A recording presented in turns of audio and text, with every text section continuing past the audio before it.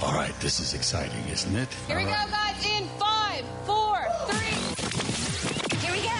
It's time for Joan Esposito. Live, local, and progressive. Thank you for the good programming. I appreciate the content and really enjoyed every moment. It's a privilege to have you on your station and listen. It's good stuff. It's very educational. It's time for Joan Esposito on WCPT 820, Chicago's Progressive Talk. Okay, it is Monday. There is no rest for the wicked or the weary, so let's get right to it. Wow. I don't know if you saw this. I do not. I used to subscribe to the Atlantic magazine. I don't anymore, and I'm going to resubscribe.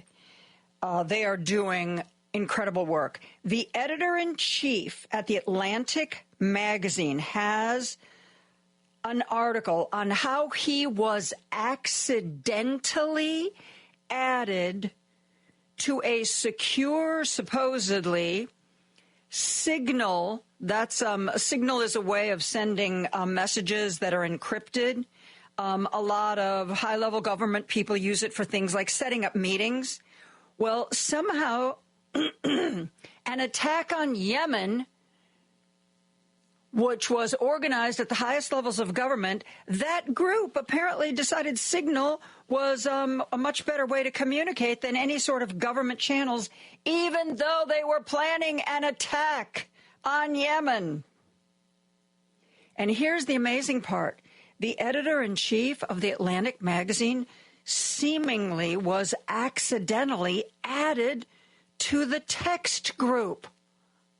At first, he said he talked to other people at the Atlantic, and he thought maybe it was somebody, pranking him, or perhaps more negatively, that it was an actual government person trying to lure him into what they could lead him to believe was a secure conversation, thinking that he might spill information or sources.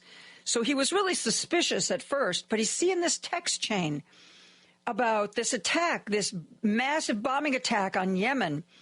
And it seemed like Marco Rubio was on the chain, J.D. Vance was on the chain, Tulsi Gabbard was on the chain, Pete Hegseth was on the chain.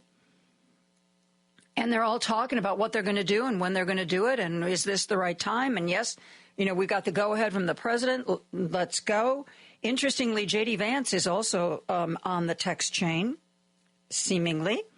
And he's the only one who said, I think we need to hold off on this.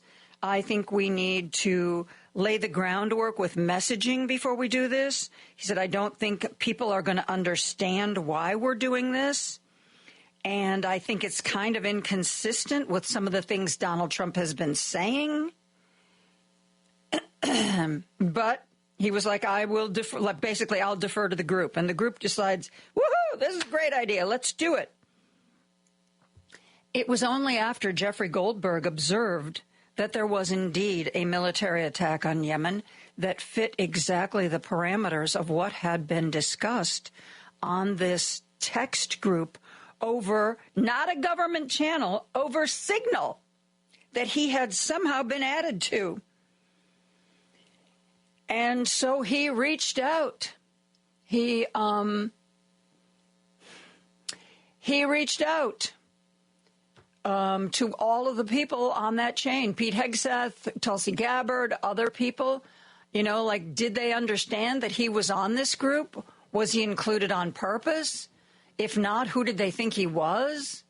And once he realized this text chain was real because the attack on Yemen unfolded exactly the way it was discussed on this text chain, he removed himself from the group.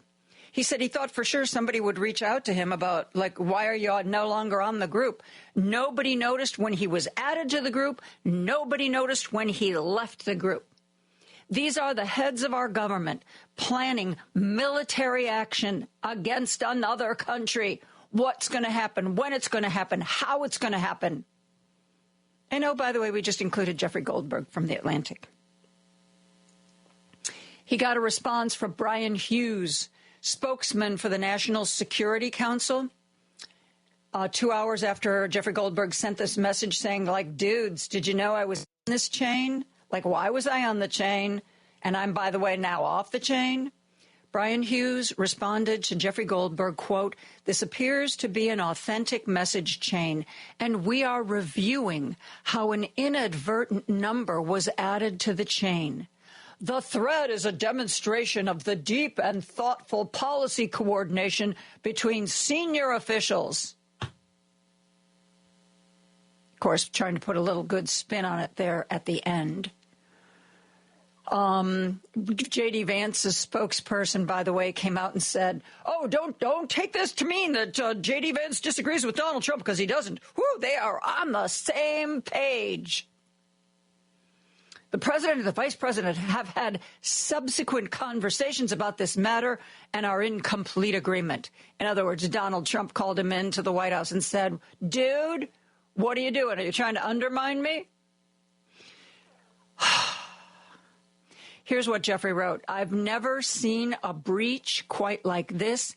It is not uncommon for national security officials to communicate on Signal, but the app is used primarily for meeting planning and other logistical matters, not for detailed and highly confidential discussions of a pending military action." He goes on to say that at least one of the people, at least the person who invited to the chain, might potentially be in legal trouble under the provisions of the Espionage Act. So there you go. If you want to take a look at how the Brain Trust communicates, he has screenshots of some of the texts and describes others. "Hey, I think the timing's great. Yeah, POTUS seems to think we're a go. Okay, well, let's do this." Unbelievable. Unbelievable. Well, little insight into the functioning of the highest, the dysfunction at the highest levels of government.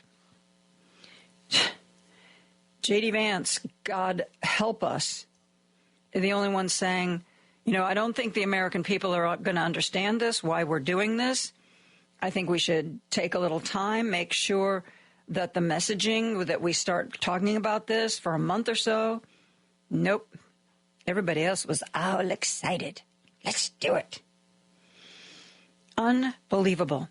It is absolutely unbelievable.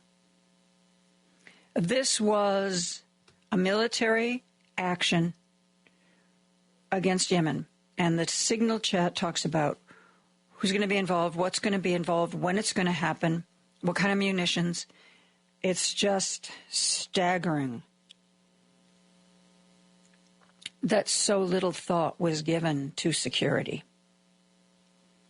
Hey, this guy, there's a strange number on this chat. Wonder who that is. Hey, maybe somebody ought to look into that. Okay. Just breathtaking. Just breathtaking. Today I'm going to be resubscribing to The Atlantic. They have just been doing, amazing, amazing work and amazing reporting. Constantly. And, we always talk about where is your money best spent. I think The Atlantic Monthly, it's not it's not as expensive as some, but it's not cheap. But, man, they are doing cutting-edge work in so many areas. Okay.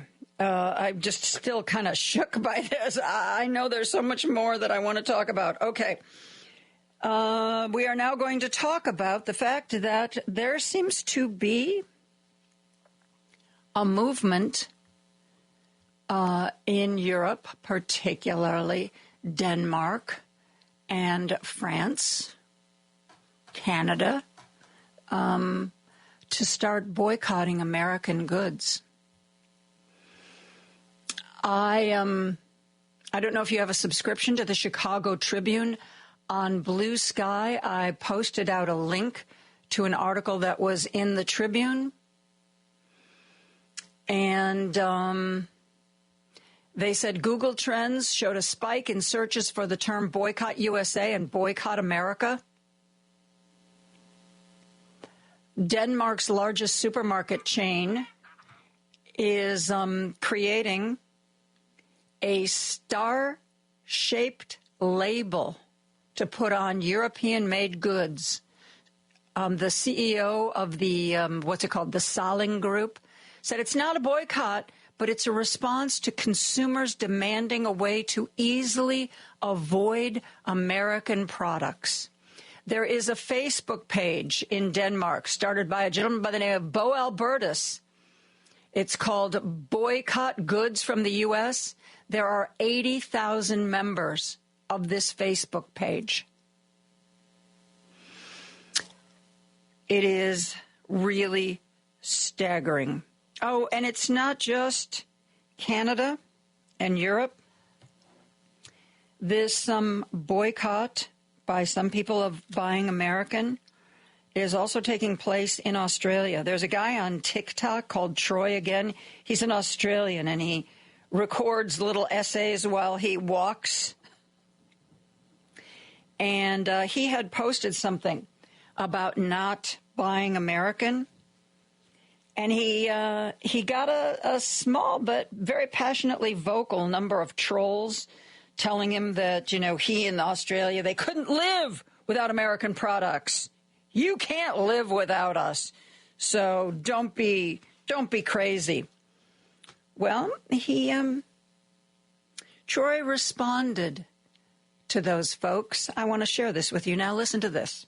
Some US citizens still don't get it. Overnight I have received more sneers and smears by, thankfully, a tiny minority of American commenters since blocked, displaying their anger, real anger, at the idea that the rest of the world might boycott things USA. Some could not comprehend, just could not believe that we could do without not only American products and services, but also live without American culture. One commenter even suggesting that I might not be able to cope without the Super Bowl. So let me remind this tiny minority that Australia, the rest of the Commonwealth, the rest of the world, is not America, and nor do we want to be. In Australia, we believe in the fair go, not dog eat dog. We believe in mateship, community and connection, not American isolationism, nationalism and exceptionalism. We believe in self-deprecation,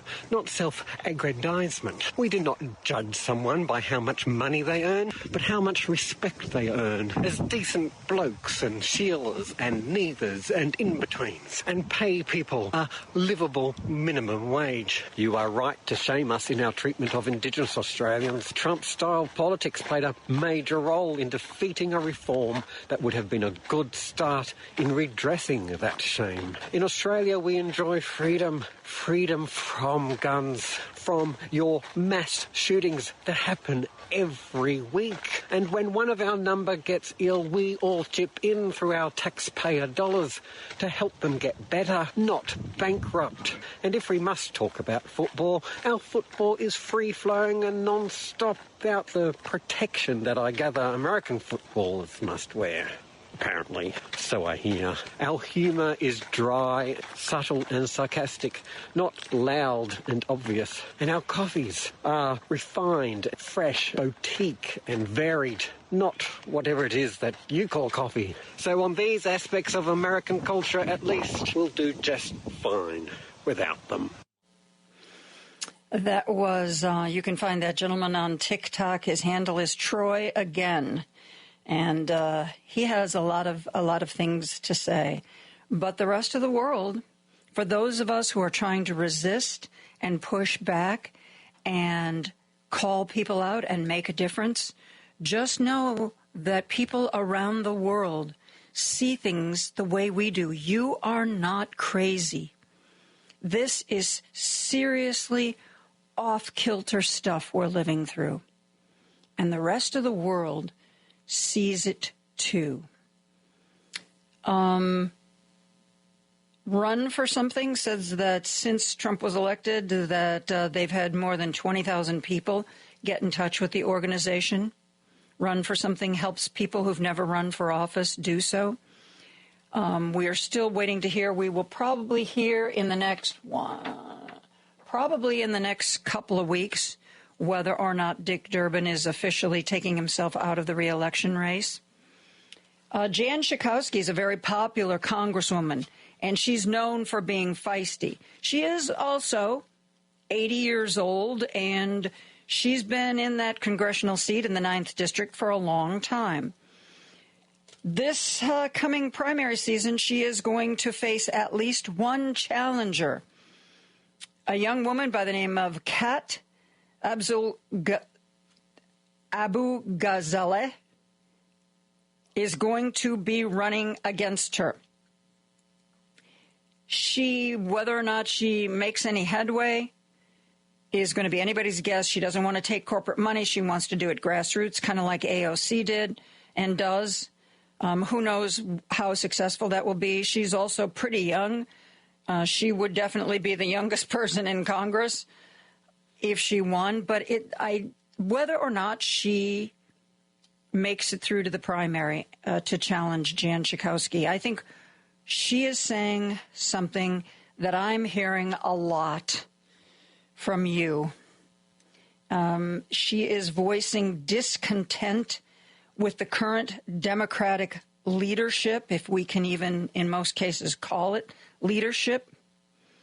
She has some interesting points to make, whether or not you think her candidacy is viable, whether or not you think she poses a serious threat to Jan Schakowsky. And I want to share with you the video she posted when she was announcing her candidacy. Listen to this. Donald Trump and Elon Musk are dismantling our country piece by piece. And so many Democrats seem content to just sit back and let them. So I say it's time to drop the excuses and grow a spine. I'm Kat Abu Ghazaleh, and I'm running for Congress in Illinois' 9th District. Unfortunately, this party has become one where you have to look to the exceptions for real leadership, as the majority work from an outdated playbook. We need a makeover, which means we need a vision that's bigger than what we've been told is possible. There is absolutely no reason you shouldn't be able to afford housing, groceries, and healthcare with some money left over. Families should have free childcare, Social Security should be expanded, and our inalienable rights shouldn't be dependent on who's in power. That means standing up to authoritarians, not shrinking away when the fight gets tough. And while current Democratic leadership might be fine cowering to Trump, I'm not. I've spent my entire career reporting on the far right and being attacked by them as a result. In fact, just a few months ago, Elon Musk's lawyers deposed me here in Chicago to ask about my mean tweets. Look, I thought comedy was legal again. This is all to say, I'm not scared of standing up to these people. I know how they think, and I know how to beat them. But my campaign itself is going to be different too, because I don't want to wait a year to help people. We're focused on meeting constituent needs with one simple rule. What if we didn't suck? My campaign and I would rather spend our money on book drives and clothing exchanges and public events than fancy fundraisers for rich donors. I also want my campaign to be as transparent as possible. That's why I'll be posting regular videos about the costs and steps of running for office. We all deserve better. We deserve human rights and financial freedom and a party that stands up to authoritarians. We deserve to thrive, not just survive. And I plan to fight for those ideals both on the campaign trail and in Congress. If you want to know more about me and what I believe, you can go to catforillinois.com. I do need to mention that campaigns cost money and ask you to contribute what you can. But I promise your donation will not be wasted on old, ineffective tactics. No spammy guilt trip texts, no focus groups to test my views, and no grifty consultants who care more about their paycheck than actually winning. It's time to challenge the status quo, and if our leaders won't do it, we will. I'm Kat Abu Ghazaleh, and I'm running for Congress because it's time for Democrats to do more. You know, she's not wrong. Now, Jan Schakowsky has been one of the most combative and vocal of the people in Congress. But certainly that's not the case across the board. It's going to be interesting to see whether or not her bid for this congressional seat gains any traction. Oh, and I can't wrap it Monday up without telling you the latest news about Tesla. Woo-hoo-hoo. This is from the Washington Post. Also, Edmunds, which is a car site, Cars.com, which is another cars site, okay? Of all the vehicles traded in at dealerships for new or used cars through March 16th, 1.4% were Tesla cars from model year 2017 or newer, the highest share on record. That's from Edmunds. Edmunds analyzes all kinds of buying prospects. The data shows a steady increase. Last March, 0.4% of all vehicles traded in were Teslas. In January, it was up to 0.8%. In February, it was 1.2%. Now in March, up until March 16th, 1.4%. What that means, kids, is more and more and more and more people are trading in their Teslas. Oh, and how many people are buying them? Well, Cars.com helps us out with that. Searches for used Teslas in February fell 16% from the previous month, 7% from the previous year, signaling that consumers are considering other electric vehicles. Oh, by the way, as searches for Tesla were falling 16% from January to February, searches for non-Tesla electric vehicles on Cars.com rose 28%. So the numbers look even worse for Tesla than they do on first blush. Nobody's looking for them. More and more people are trying to offload theirs. And I understand people who say, I don't care, you know, he may be a bad person, but it's the one I have is still a good car. I feel your pain. I had no problem with my car, but I couldn't bear to drive it. You know, I felt like I was driving around an affirmation for Elon Musk. And he has become such a threat to our very way of life. I mean, you know, Hitler supposedly had a hand in designing the Volkswagen Beetle. But during World War II, I would not have been driving one of those. You know, for those of you who have a Tesla, you like it, and, you know, you don't care about Elon Musk that much, I personally couldn't do it. And it's not even because of what I do for a living. It's not even because I'm here on this liberal radio station. I just felt like driving that car around was saying to people, I think Elon Musk is A-OK and doing all the right stuff. Because more so, I don't even know who the CEO of Ford is, but everybody knows who the CEO of Tesla is. I don't know of any brand of car where the brand is more closely associated with the man in charge of the company than Tesla. Personally, I couldn't do it, and it sounds like I've got a lot of company. Let's take a break. We're going to open up the phone lines. We've got lots more to talk about right after this. Joan Esposito, live, local, and progressive on WCPT 820. Okay, 773-763-9278. Gotten some texts about the young woman running against Jan Schakowsky for Congress in Illinois' 9th District. Her name is Kat Abughazaleh. Okay, it's Abughazaleh. If you want to read more about her, Rolling Stone has an article. They are profiling her now. It is, I have to tell you, though, behind a paywall. So if you're a subscriber to Rolling Stone, you can read it. And I assume Rolling Stone, like other publications, allows you to gift so many articles. So if there are other friends you want to share the article with, you can always send a gift article. Most publications allow you to send a certain number every month. But that's where you can read more about her candidacy. Let's see. I think there was also something about it on a Blue Sky. Oh, no, that was Rolling Stone posting about it on Blue Sky. So yeah, if you want to find out more about her, she's a really interesting young woman. She talks about how she was deposed by Elon Musk's lawyers. She used to work for a media organization that he was suing. So that's why she was being asked about her tweets.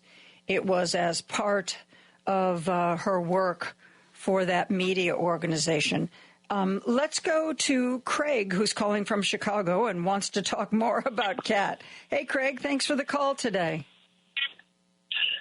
Hi, Joan. Long-time listener, first-time caller. Thanks, I remember Craig. you all the way. Big crux, Joan. Remember you all the way back to the days of Mark and Ron. Oh, so boy. It's exciting to get to talk to you. And Steve and Gary even. I remember that. Wow.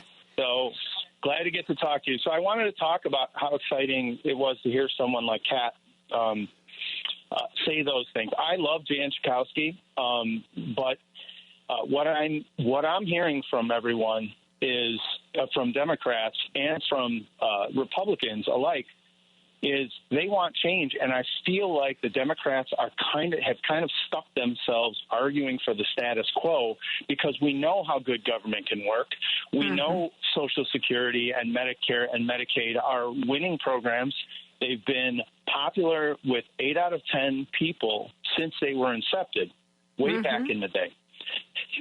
But the problem is, we've done a terrible job of saying how great they are, of defending those programs. They've been gutted. Those poor people are working with a 10th or a 20th or a 30th of the staff that they used to have, which was intentional. Republicans knew they couldn't kill those programs outright because they were too popular. So what they did instead is gut them from the inside out. And when you call, and I've had to do that lately, to call about Social Security, about Medicare and Medicaid, and they're wonderful programs. They work amazingly for the most part. But the problem is they've been gutted so terribly, you spend forever online. Things are difficult to get through when you do have to make a bureaucratic call. And that's intentional because they want you to think government doesn't work. It doesn't work because they've crippled it. They did the same thing to the post office when they made them fund their pension 100%, which is insane. Nobody does that for anything. Yeah, I know. And so all of these things have been a slow conspiracy because they knew they couldn't kill any of these programs outright. And I think the message that Democrats are failing to hear is they can't be arguing for the status quo. Even though we know it works, they can't argue for it. What we need to hear instead is our Green New Deal, a brave new plan. I think people want that. That's why you had such a strong reaction to Bernie, who was saying fairly radical stuff. And you got people like that who ended up going over to Trump, which is crazy to think that somebody who was aligning with Bernie could go over to Trump. But it's because they want change. We lost the chance to argue for government the way it is. We need to start saying what government could and should be and champion government in a positive way that is forward-looking instead of saying, let's keep reinstalling the old programs. Yeah. They're already gone. Yeah, you're right. They're gutting them right now. So we need a better message, and it cracks me up that the Democratic Party, which is so entrenched in Hollywood and marketing, like all the marketing professionals, everyone I know is Democratic. Why are we not coming up with better messaging, better stories, better branding? How on earth did we allow Republicans to brand themselves and their crazy programs better? It's way harder. The Republican Party, the power for the 1%, and most of the country believes that Republicans are more on the side of the working class people than the Democrats are. It's like upside down world. I agree. Thank you, Craig. Thank you for calling. Appreciate the insight. Let's see. Oh, my gosh. The phone lines are full already. Let's go to Jim, who's calling from Chicago. Hi, Joan. Absent of holding a mirror to the voters up in Wisconsin, we'll see if there's any life left in them. Really? The Afrikaner is cutting off pretensions and giving everybody $100. They'll sign a pledge to vote for this deranged judge up there. But what's interesting to me is he going to get his affiliates in there to detect if the person took the 100 and actually voted for the judge he wants? Or are they going to pull an old snide on him, take the 100 and vote? I don't know. If I was up in Wisconsin and somebody offered me $100, I would think about it. I would think about it. I would never in a million years vote for the guy, but I'd think about taking the money. Yeah, I might take a seat out and put yes. it on Elon, you owe me. But think about the voter suppression of this party. Joe, what if we have one party who's only interested in voter suppression? The Congress is mulling around some insane vote about suppressing the vote under any circumstances. How long can Americans go on with it? You had an Australian on, and they vote about 80 or 90% of those people vote in Australia. Now, if we got that kind of a vote turnout in the United States, we'd be we wouldn't be in this ball game with a deranged party running the show. And I don't know. I don't know what the remedy for that is, Joan. But if you come up with it, let me know.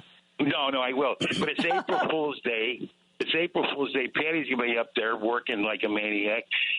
And it should be, again, we've got our fingers crossed and so on and so forth, because this judge up there is really out of his mind. Yep. You know what I mean? Yep. This, there couldn't be a stronger contrast between two people. I mean, this Brad Schimmel, he is as MAGA as they come. It is breathtaking, his radical views. And so people in Wisconsin have a choice. Vote for Elon's guy or vote for the guy or vote for the woman who will keep common sense policies going in Wisconsin. It's going to be it frightens me because first of all, I'm not sure voters pay enough attention to what not only what somebody's party is, but what they stand for. Because I really don't think that that Brad Schmiel represents what the bulk of Wisconsin wants. He's an awful person, and he stands for absolutely awful, terrible things. Yeah, in my humble opinion. Yeah, but Joan, they want to drag. What's interesting is this party wants to drag us back to some century where women have no.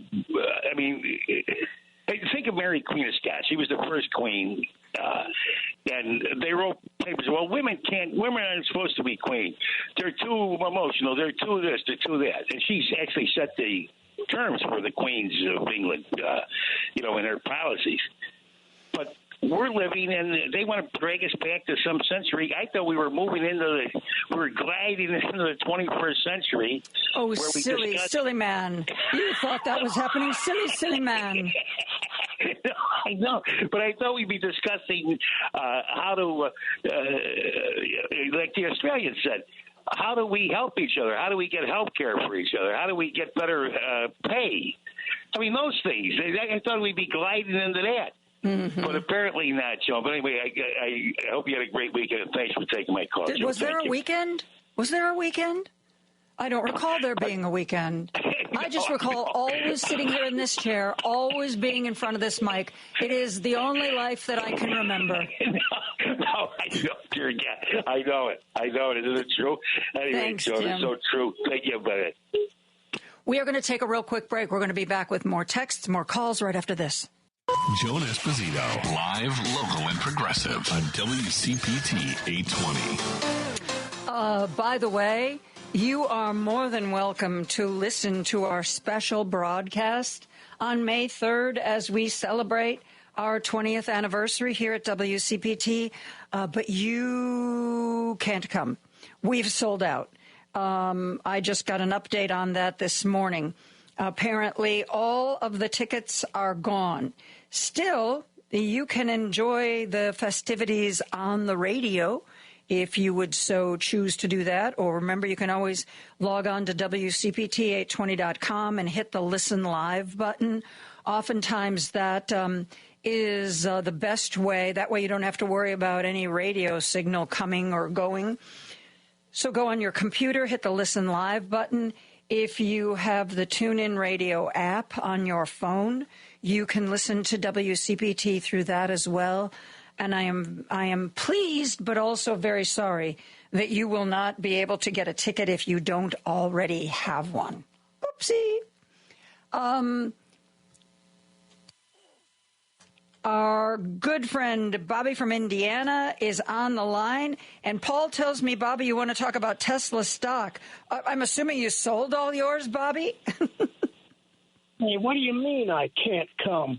Oh. You can't? But, you know what? You know, I actually have 2 seats booked, one for me and one for Ray. You want to come? I'll tell Ray to stay home, and you can come with me. As much as I would enjoy that, you wouldn't, and I couldn't do it even if I wanted to. So. But anyway, I thank you for the offer. You're very welcome. Not a good Saturday at all here. I'm beginning to wonder about Doge and the great Trump economy and all that. They're shutting down my favorite little country grocery store here. Oh, no. So, yeah, that's going to mess it up because the closest place for anybody will be 5 miles away. So, oh, that's so hard. When it's so hard when you live in a rural area, and how far you have to go to get just the basic supplies for what you need to live your life. I hear you. Yeah. Hey, the Tesla situation. Well, you're saying the sales are down and people are trading them, but and this was so goody-goody last week or couple of weeks that, that he was getting hit. And then this morning I heard something about his stock was going way up on the stock market or something. I haven't heard that. I usually count. Ray keeps track of Tesla stock. I have not heard that. As a matter of fact, over the weekend, I was reading about Tesla stock and how it has done nothing but lose value over the last several months.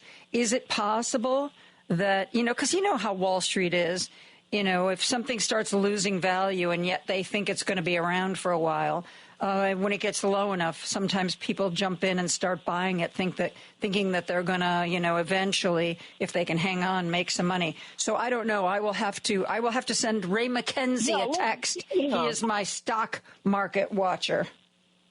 Yeah, it could be something. It could be hokey.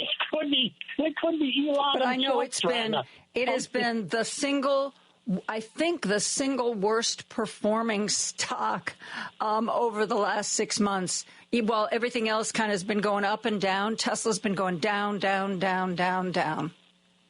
Yeah, well, hopefully it'll keep going down. Yes. Well, it's already gone down. The Tesla company and Tesla stock used to be the biggest source of Elon Musk's income and wealth. It is no longer that. Tesla has lost so much value that his stock in Starlink is now worth more than his portion of Tesla. So it has really hit the skids. And you know what? If Tesla had an independent board of directors, he would be gone. He would be so quickly gone from that company. But the Tesla board of directors is in Elon's pocket, so they do whatever he tells them to do. But, they're watching the company dissolve before their very eyes. Yeah, everybody's going to go down with the Tesla. Yeah, it's It's really too bad, because if there were an independent board of directors, they could force him out as CEO, replace him with somebody far less politically damaging to the company, and, possibly, put things back together again. But like I said at the beginning of the show, I can't think of a single car company that is more closely identified with its CEO than Tesla. I don't even know who the CEO of Ford is. I don't know who the CEO of Chevy is. I don't know who the CEO of Stellantis is. But we all know who the CEO of Tesla is. Yeah, I think Ford is some guy named Henry. Yeah, you're dating us. Well, I'm dating myself. You have a good day, Joe. Thank you, Bobby. Thank you for the call. Let's go back to the phone lines. Well, real quick, before we go back to the phone lines, I got a text. Hi, Joan. I was just picketing at the Evanston Social Security office. 2 people joined me, no one else. Where are these angry people, and why are they not voicing their displeasure with the current regime? Please have interested people check out hashtag Rallies Chicago on Blue Sky for a list of all Chicago area rallies. And I also want you to know that there are going to be a series of rallies under the name Hands Off on Saturday, April 5th. If you want to find out, because they're in Lake County, Kenosha, Union Grove, Algonquin, Racine, etc., and so forth. Go to mobilize.us. Mobilize.us. In addition to the other site I just gave you. And at the top of the homepage, click on Hands Off. And it shows where all the local hands-off rallies are going to be. We want Elon Musk to get his hands off our government, get his hands off our Social Security, get his hands off our Medicaid. So mobilize.us, click Hands Off for those rallies. The American Civil Liberties Union is also going to be doing a virtual town hall. It is this Wednesday, March 26th. It's going to be a virtual town hall. It's going to be at 3 o'clock. And yes, I know it's going to be competing with me. But, if you want to listen to the virtual town hall for an hour, you have my permission. Wednesday, March 26th, that's this Wednesday at 3 o'clock Central Time. Senator Chris Murphy, our favorite outspoken senator from Connecticut, is going to be on. Joy Reid, formerly of MSNBC, is going to be on it as well. So that's a way you can find out about resistance from the comfort of your own home. There's also a Substack, a new Substack, that those of you who want to be more activists would enjoy. It's called How We Fight Back. How We Fight Back on Substack. I am now a subscriber to it, and, it might be something that might be of interest to you as well. So those are a few options you have for your resistance. Hashtag Rallies Chicago on Blue Sky, mobilize.us, ACLU doing a virtual town hall, and on Substack, How We Fight Back. Let's go back to the phone lines. Steve is on the line from the Gold Coast. Hey, Steve. Hello, Joan. So I want to make a couple of points, and I think you're absolutely right. I mean, in terms of modern history, there are very few people who are so synonymous with a particular brand or product. You actually have to go back to, I would argue, Henry Ford in terms of the automobile industry, and it's not a coincidence, in my view, that Henry Ford, it turned out to be a rabid anti-Semite. I mean, he published his own newspaper, and he held was some not a great really guy. fringe views. Yeah, absolutely. I mean, he was a great businessman in terms of innovation, but somehow he thought that made him qualified to address all sorts of other issues, sound like anybody else we know. And, and this is exactly the problem. I mean, a lot of these people ascend, and they're told by everybody that they're a god or you're a genius. Oh, my God.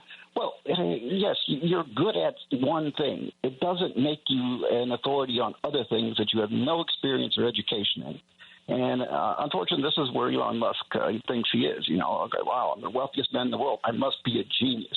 I must, you can graduate at the top of your law class at Harvard. It doesn't mean that I'm going to give you a scalpel and say, go to work on me. You didn't go to medical school. You went to law school.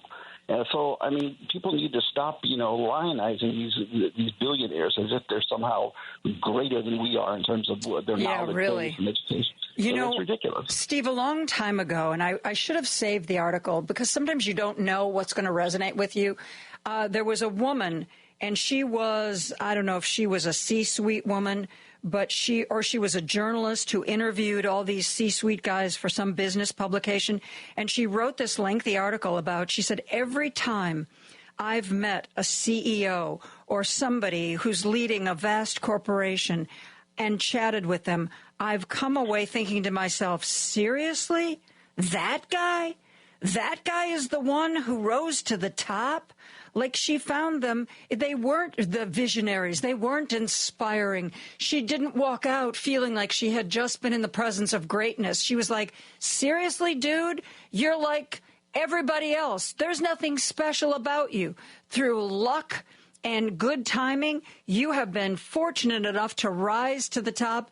That don't mean you're smarter than the rest of us. Oh, absolutely. I mean, Tom Nichols' book of almost a decade ago, The Depth of Expertise, addresses this in part. This idea that we got it into our heads that everybody can be an authority on everything, despite having no credentials or experience in the field. And all of a sudden, they've got social media following, and they've got all of these people who think that they're a reputable source to go to on various topics and so forth. And the problem, and this is what I'm trying to tie it into in terms of a previous caller who talked about messaging on the part of the Democratic Party. Yeah, I mean, yes, we can do a better job at messaging, but messaging only works if people are willing to listen.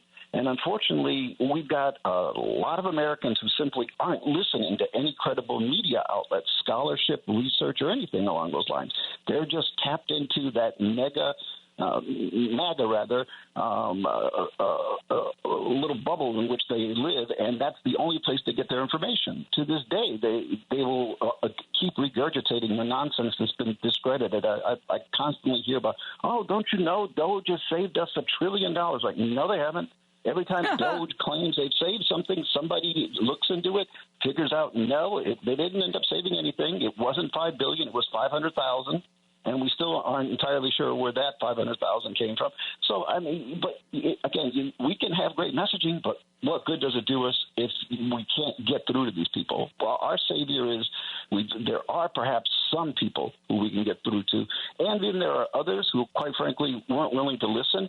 But now that they're feeling it in their pocketbook, and prices are going to go up, and they're going to start, and their programs are being cut, they might start to ask the question exactly, how am I better off? The old adage, are you better off today than you were yesterday, last year, whatever. Well, I mean, some people are going to start asking that. And if the standard was, if inflation was higher under Joe Biden and we blame Joe Biden, well, then who's in office now when prices skyrocket and our programs are cut and all of these sorts of things are affecting our bottom line? I mean, perhaps people are going to start to pay attention.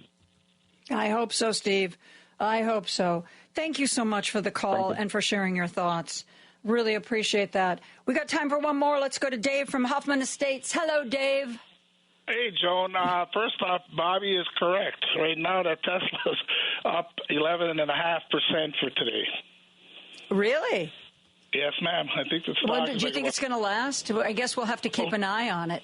Well, it's going to close in about 3 minutes, the market for today. So, yeah, but I'm wondering what it'll do throughout the rest of the week. If this is just this is just a little burp, or if it's a trend. Talk real quick about it. I think I told you before about where they're talking about destaffing that suicide hotline. Yeah, and for veterans as well.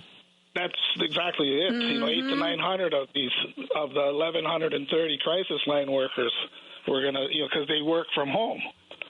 Well, there was a story this weekend on CNN where that Kyung La, who, by the way, graduated from Hoffman High School years back. But, yeah, she graduated my nephew and that. But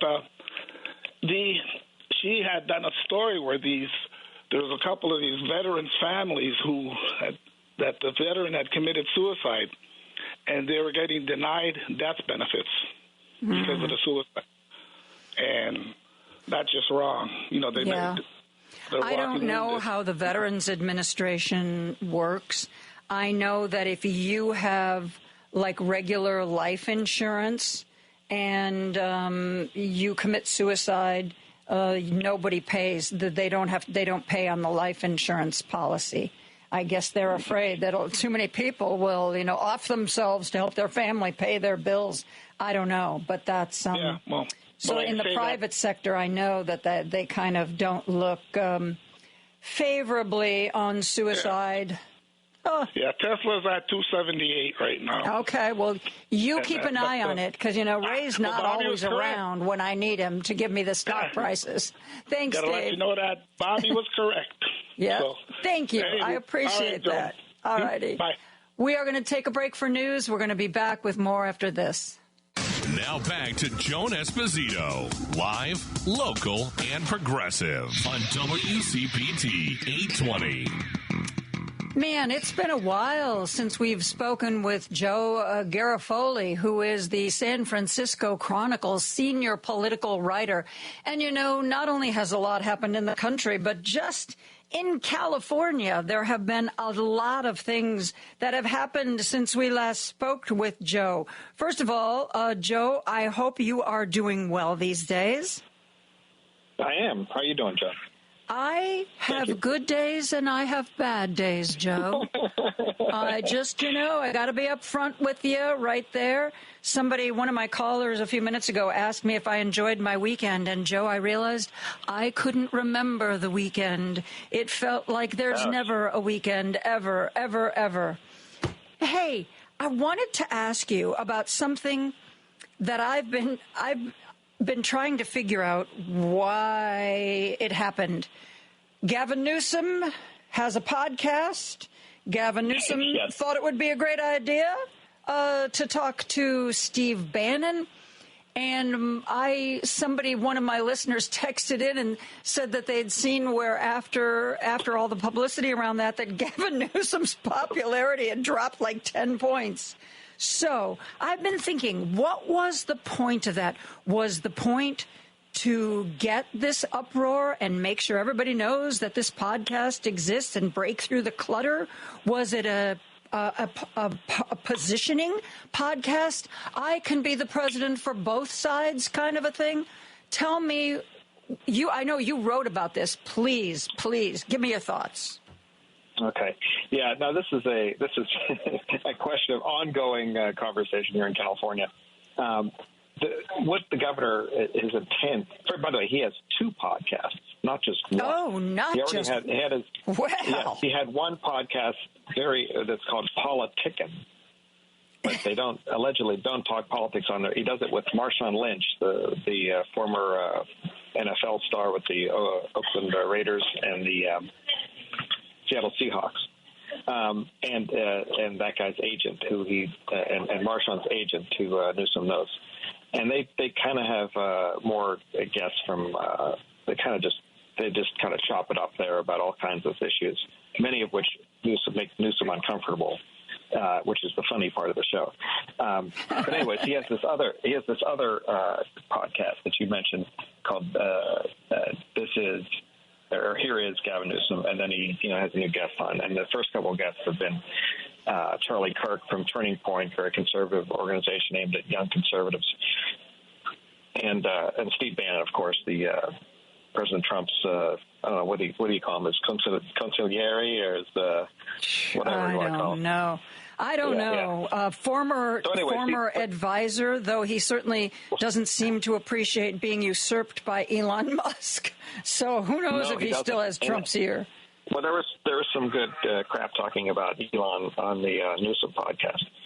because Elon and Newsom go back many years, like decades. They've known each other. So anyways, the point of this was Newsom has long advocated going on conservative media and other places, other platforms where there is a you're not just speaking to the choir, although he does, spend a lot of time getting shoulder rubs on MSNBC. But he started this to sort of he said, this is what Democrats need to be doing, is talk to conservatives and have them on. And the stated goal of this was to, in the words of the governor, stress test their ideas. But there's surprisingly little stress testing going on. In fact, he takes, Newsom gives these guys a free pass, I guess that's the crux of it. If you're going to have somebody who sees the world very differently from you on, you can't just blow unicorns up their let's say up their nose. You have to say, well, wait a minute. No, that's not what I heard. That's not what I saw. That's not what I felt. Right. So I'm sorry, I interrupted because I got so excited, Joe. I will try not to be so excitable. Oh, okay. Well, I'll try not to make you so excited. But so what Newsom does instead is, I appreciate that. And he's even complimenting these folks who he's brought on to supposedly stress test their ideas. And I think that's what's most offensive to many Democrats out here, at least, is and Newsom, if you've seen him on TV and or other media, he has a masterful ability to recall facts and figures. In fact, that's why he's so effective on Fox News, because he goes on there and exposes the audience there to something they don't hear a lot of, and those are facts. So there were some expectations well, maybe Newsom can do the same with this group, but he hasn't so far, and it's been very disappointing. And I don't get it because I don't get the long game, because conservatives are never going to vote for Gavin Newsom. Republicans are never going to vote for Gavin Newsom. Maybe you'll get some right-leaning independents give him a second look when he runs for president in a couple of years, but I don't get the trade-off here, because the trade-off here is he's pissing off the progressive left. It's the Kirsten Sinema. Oh, yeah, I used to be progressive, and then I was just a Dem, but now I'm going to oppose Biden, and I think that this will position me great to run for president because everyone will love me. And it turns out that nobody loves you. Right. Yeah, he's inching closer to no man's land. I don't think it's to the case where he's not where Sinema was, but because he is still very, mainline Democrat and supports a lot of the other people in the party and raises money for them, et cetera, et cetera. But yeah, no, it is an absolute head scratcher. What the hell's going on with this podcast? And so we're all trying to figure out, well, what is the goal here? And even some of his closer advisors are like, I don't know, this is his thing. So, well, that's one of the things that I always question. I don't see this as a particularly smart move on his part, unless he just wanted the attention so that he gets more subscribers. And it was how they say, although there's no bad publicity. Well, I think maybe if you're a politician, that's not quite true, but whatever. But was there nobody in Gavin Newsom's camp who said, you know what, boss? I think this could backfire, and I think it could backfire in a way that really hurts you down the road. Nobody's saying that. No one that he's listening to at this point. He, and part of me is, I often say this when I write about Newsom, is that he is very good about seeing around the corner politically to things that, whether it be blessing same-sex marriage here in San Francisco 20 years ago, or legalizing cannabis, or other things that he's been ahead on. But the problem is that in this, I think he lost his glasses or something, because he's not seen around the corner very well here. Or maybe lo, we ship of fools, and I am not seeing it yet, seeing the brilliance of this yet. I don't know.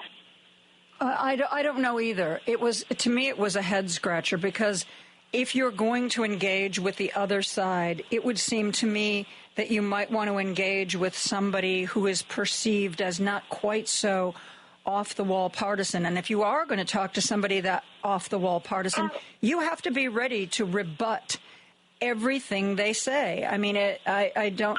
I'm very confused by a lot of things, but I'm confused about what Gavin Newsom thought he was really going to get out of this podcast.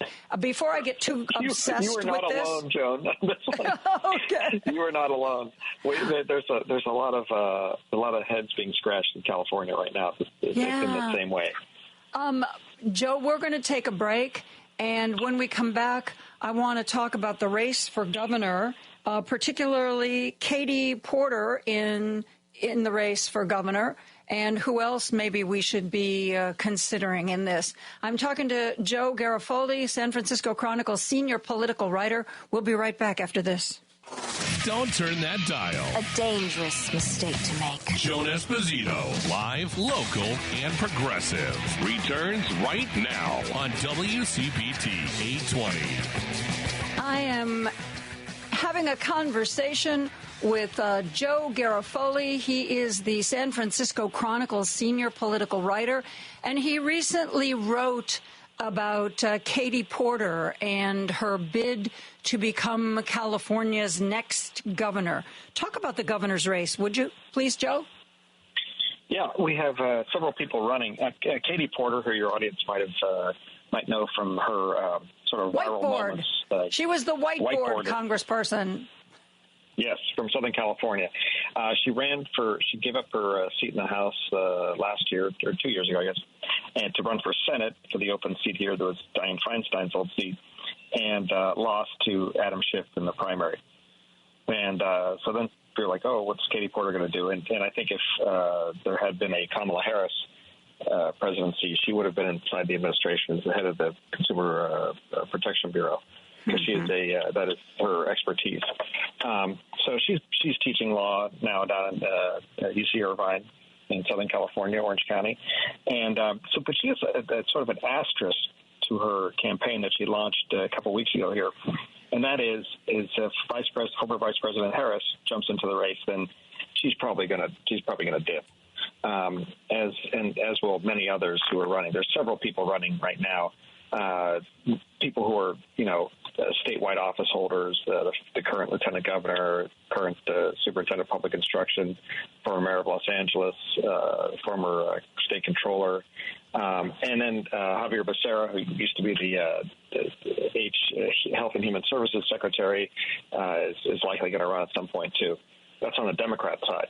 And then on the Republican side, Riverside County Sheriff Chad Bianco, who is sort of a hardliner on immigration. He's in lockstep with Trump on that, was also running. And also Steve Hilton, who is was a former Fox News commentator who's been living in California and worked in the tech world for a while, is very likely going to run too.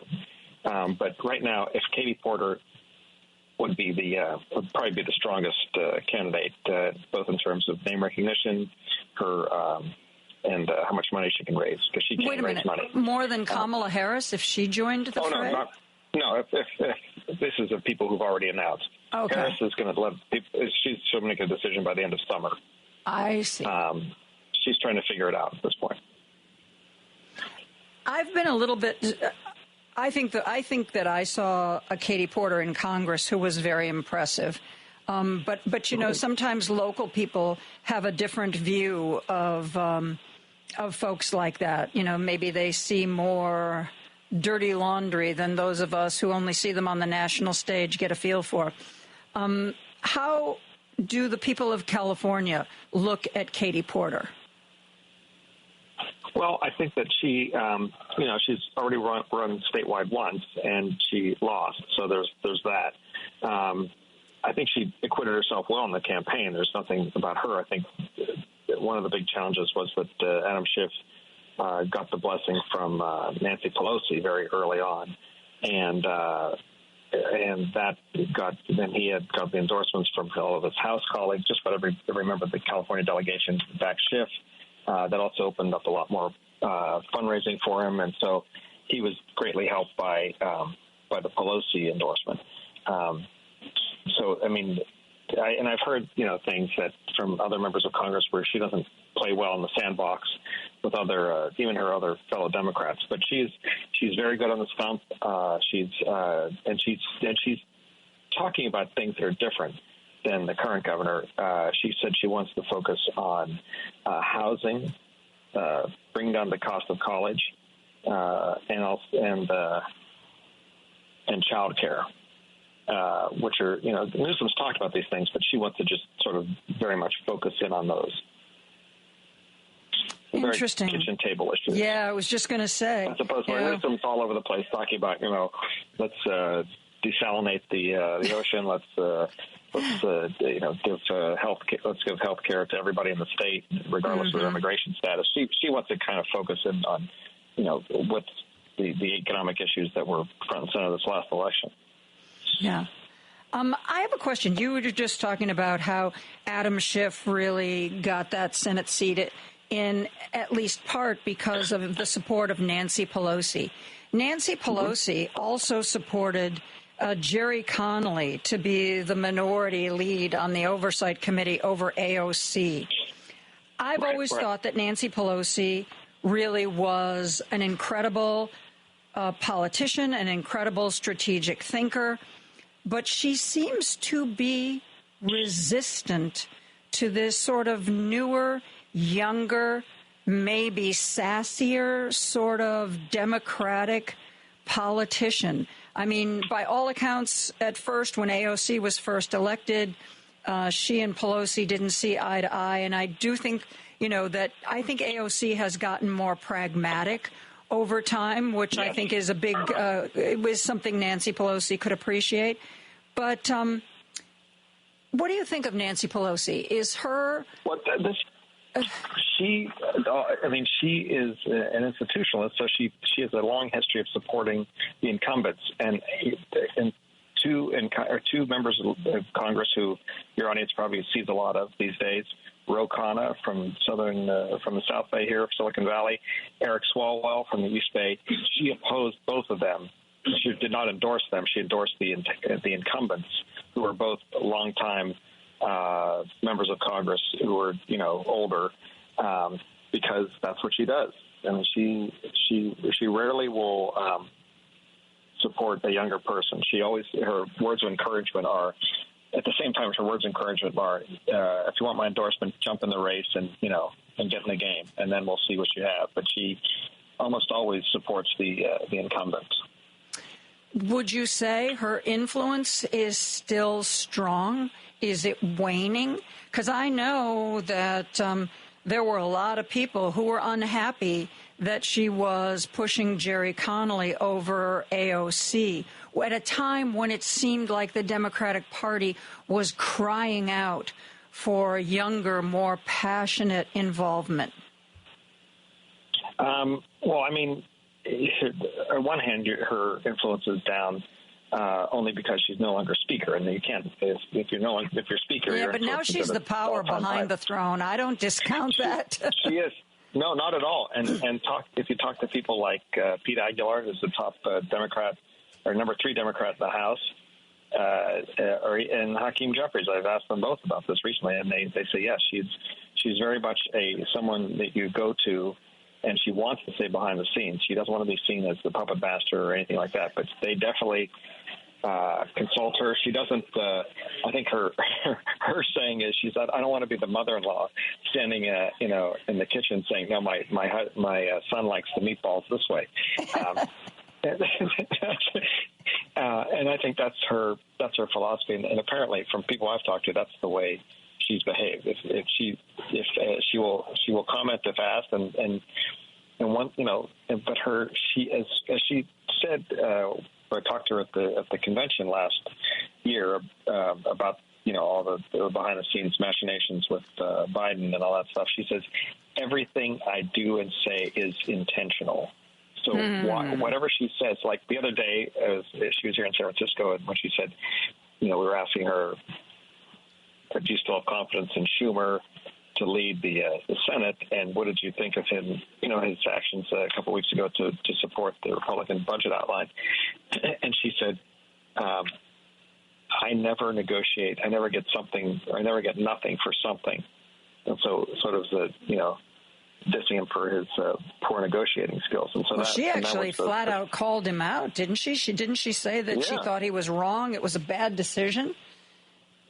Yeah, that was like a few days before that, but then this was afterwards, and she said he got nothing. He got nothing for something, which is bad negotiating.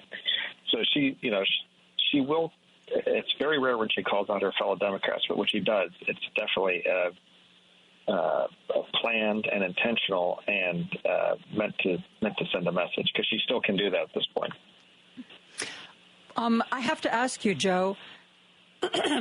There was some concern after Donald Trump turned on the spigot and let all that water out of the reservoir to basically sort of just run free. Water, run free. Do no one any good. Just run free. There was a lot of concern that come August, when farmers need that water from the reservoir, it's not going to be there. Has that kind of gone away? Is there still fallout from that? No, that's still a concern. And just to be clear for your listeners, there is no big spigot. There isn't. There is no. He said there was, Joe. I know. We just want to make sure, because people hear this in passing, they just might take it for granted that there is some sort of spigot. There is no spigot. He didn't turn anything on, but he did. But it could have an impact later this year. We're teetering at the, our reservoirs are full, not as full as they could be at this time of the year. At this time of the year in California, we kind of want as much rain as possible because it doesn't rain here in the summer. So we've got to stockpile it. So everybody's kind of on pins and needles to make sure we have enough water. The people in the state who agreed to this, is there any blowback for them? Because whether or not Donald Trump understood what was happening, certainly the people in California who were in charge of this knew what was happening. What the heck? I don't know of any blowback that they've gotten yet. We'll see. They do have they would have protection, political protection from a lot of the people in the politics in the Central Valley, much more conservative, and they have members of Congress who would support them because they were doing the president's bidding. So we'll see what happens. I haven't seen anything of that so far. Well, I'm not going to wait so long before asking you to be back on the radio with me, because there are lots of interesting things happening in California. And if California and Oregon and Washington take up the offer of that one official from Canada to be annexed to Canada, to be like, I believe she was talking about a province called Acadia that would be Washington State, Oregon, and California. Let me know, because I will become a Canadian citizen to move out west. Okay, Joe? And we can meet. You don't we can have have to fun. wait for that to happen. Come on out. Yeah, okay. Sounds good. Joe Garofoli. You can do the show from here. Yes, I've done it before. I once did my show for 2 months from California. Yeah, it's theater of the mind. You can do it from anywhere. Okay. Joe Garofoli, San Francisco Chronicle senior political writer. We're going to take a break and be back with more after this. Joan Esposito, live, local, and progressive on WCPT 820. I am very pleased to welcome Greta Bedokovich, the Associate Director of Democratic Policy at the Center for American Progress, to our airwaves. Greta, how are you today? Holding in there. How about you, Joan? Yeah, I'd say that's what is it the Norwegians say when somebody asks them how they're doing? They say up and not crying. I'm up and not crying, Greta. I'm up and not crying. I want you to explain the SAVE Act to me and to my listeners. Yeah, absolutely. So right on the face, the SAVE Act sounds like it would be doing a good thing for Americans, but in reality, it's truly a voter suppression bill, plain and simple. It claims to be about election integrity and claims to solve election integrity issues, But in reality, the bill requires American citizens to show up in person to their election office and show their election official documentation to prove their citizenship status. So for most Americans, that's a passport or a birth certificate, and they would have to do this not just to register to vote for the first time, but every time they want to update their registration information. And so in reality, it would actually disenfranchise millions of eligible American citizens. So this is what Republicans do all the time. I've seen them do it here in Illinois when they're trying to put restrictions on abortion access. They give these bills, these names, and you think, oh, that sounds good. I'm all for that. You know, that's an idea I can get behind. And yet, a lot of times, the bills don't do what you might think they do. How do we get the word out about this? Yeah, that's exactly the case in so many instances. I mean, if you ask people on face value what this bill would do, right, Americans want things like voter ID. They want things like election integrity, but they also don't realize that we basically already have voter ID for registration. If you want to go register to vote right now in Illinois, you basically either have to show or provide the last 4 digits of your Social Security number or the full for your driver's license, right? It's like that's essentially the equivalent of voter ID for registering to vote. And so states already have that. And what the SAVE Act would do is just go so far beyond that. And so the way that we're trying to get out the word is to get Americans to realize kind of which one of the disenfranchisement buckets they would fall in, because we have data showing that there's 146 million Americans who don't have a passport. That means they couldn't use a passport, right, to register to vote under this bill. There's also nearly 70 million women whose current legal name, they took their husband's name when they got married. Their current legal name is not the one on their birth certificate, which means they could not easily, or if at all, use their birth certificate register to vote. And so really what we're trying to do is make Americans realize that while this might sound good on face value, likely they and many of their family members and community members would actually not be able to vote if this were enacted. I have heard people talk about the SAVE Act as an act that is actually designed to make it more difficult for women to vote, that's not just a side effect, but that was one of the major intentions. Because you're absolutely right, not every woman goes to the legal trouble of changing her Social Security card, her, every single legal document she has with a new legal last name. And if the documents are in conflict, well, that person's out of luck. What do you think of the charge that this is really, in large part, an anti-woman bill? I mean, I think, it's oftentimes hard to know intent, but we can always look at the actual impact. And when I think you look at the impact, we do see that it's married women who are disproportionately impacted by this bill. And we've also seen that conservatives have really tried to downplay that impact by saying that, married women are already so used to showing numerous documents when they do anything interacting with the federal government. How would this be different? But, I would point out that there was local New Hampshire elections that happened just about 2 weeks ago.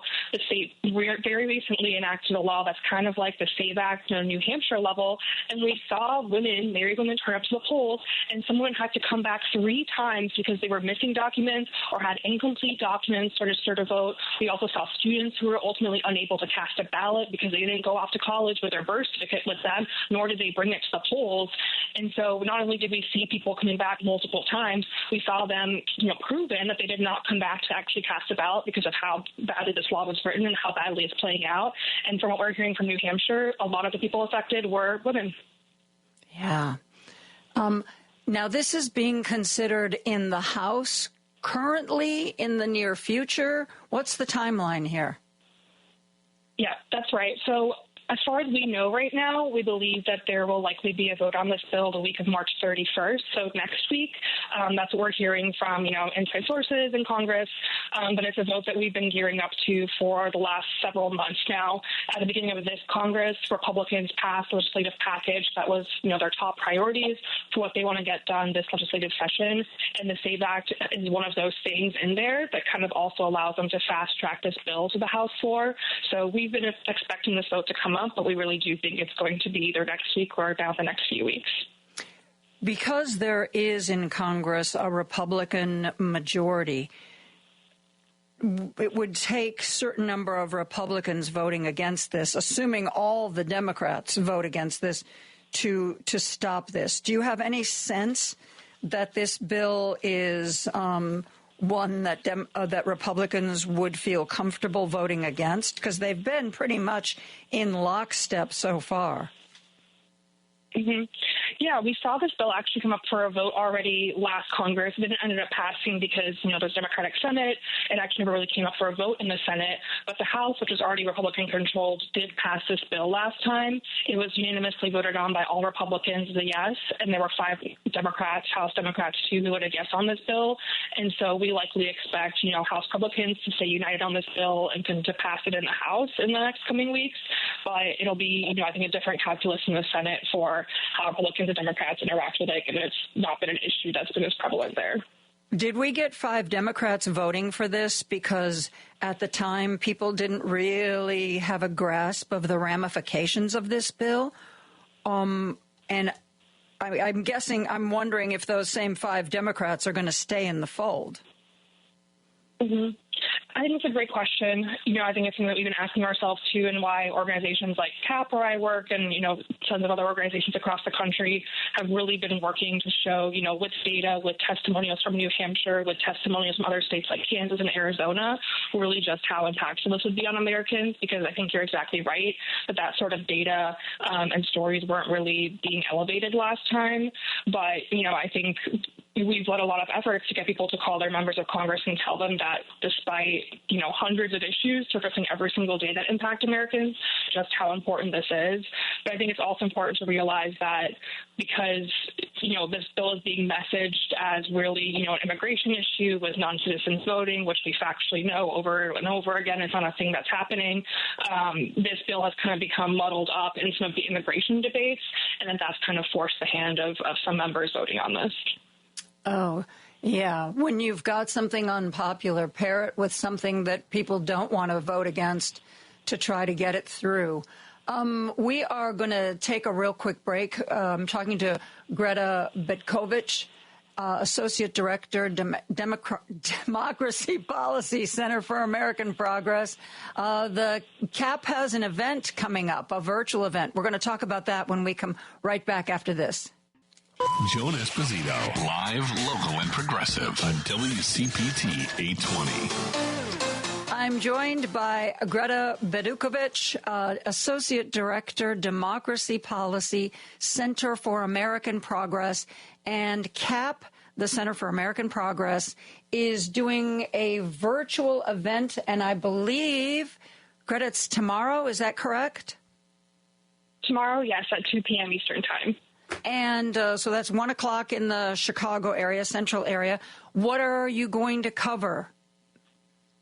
Yeah, we're going to cover a lot of how the SAVE Act will impact Americans. We're going to be discussing how 146 million Americans don't have a passport, looking at the state-by-state breakdown, and how it's actually a lot of Republican and red rural areas where we see the lowest rates of passport ownership under this country, meaning that a lot of people would be blocked from registering to vote under the SAVE Act if they couldn't show a passport. We're going to be talking about how 70 million women across the country don't have a birth ticket that they could use to vote under the bill either, and, people can look at their states and, again, see how many people in their community are affected by this.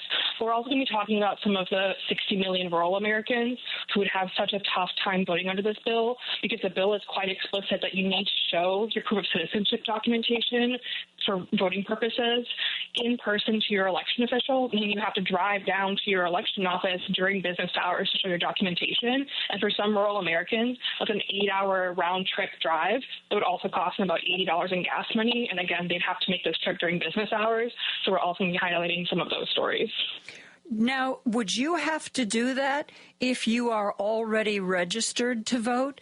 Is everybody going to have to re-register under these provisions?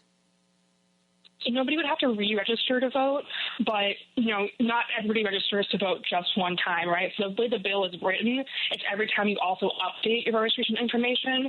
And there's about 80 million Americans every 2 years, every federal election cycle, about 80 million Americans actually update their registration information. That's including if you moved in an apartment complex, moved down the block, if you got married, changed your legal name, if you want to change parties. Those are all of the registration updates. So this is really not something Americans do once. It's something about 40% of all registered voters do every election cycle. So this is going to impact, tens of millions of Americans. It's not just, your first time registering to vote. This is another one of those things being pushed by Republicans that puzzles me, because it doesn't take a genius to know that in most of the rural areas of this country, they are Trump voters. The rural areas of this country, even if you have a rural area that's in a blue state, there is a high likelihood that that area votes for Donald Trump. And yet, this is the sort of thing that could make those voters ineligible to vote or put up so many roadblocks that they just don't bother to jump through all the hoops to get properly registered. I don't understand this, Greta. It seems to be, like many things Republicans are doing, it seems to design to hurt the very people who support them. Can you explain that? I mean, if I could explain that, I think we all would be in a much better political situation right now. But I, agree 100% with everything, everything that you expressed, the sentimentality of it. I mean, that's exactly what we're seeing as the data shows. We also saw that Kansas enacted a similar law like this a decade ago, and 30,000 eligible voters were blocked from registering to vote because of the law, including 12% of first-time voters. So, the thing that I've been saying, too, is we don't have to guess how the SAVE Act would play out. We know exactly how it would play out from states experimenting with stuff like this. And even when seeing that, officials are fully ready to charge ahead and enact this on a national scale. So, the thing that we're trying to do at best is to get people to realize that I 100% agree with you. The people who probably support this legislation the most are also going to be the people most impacted by it, and getting them to wake up to that and to see that regardless of political affiliation, regardless of party, this is an attempt by election officials to silence people.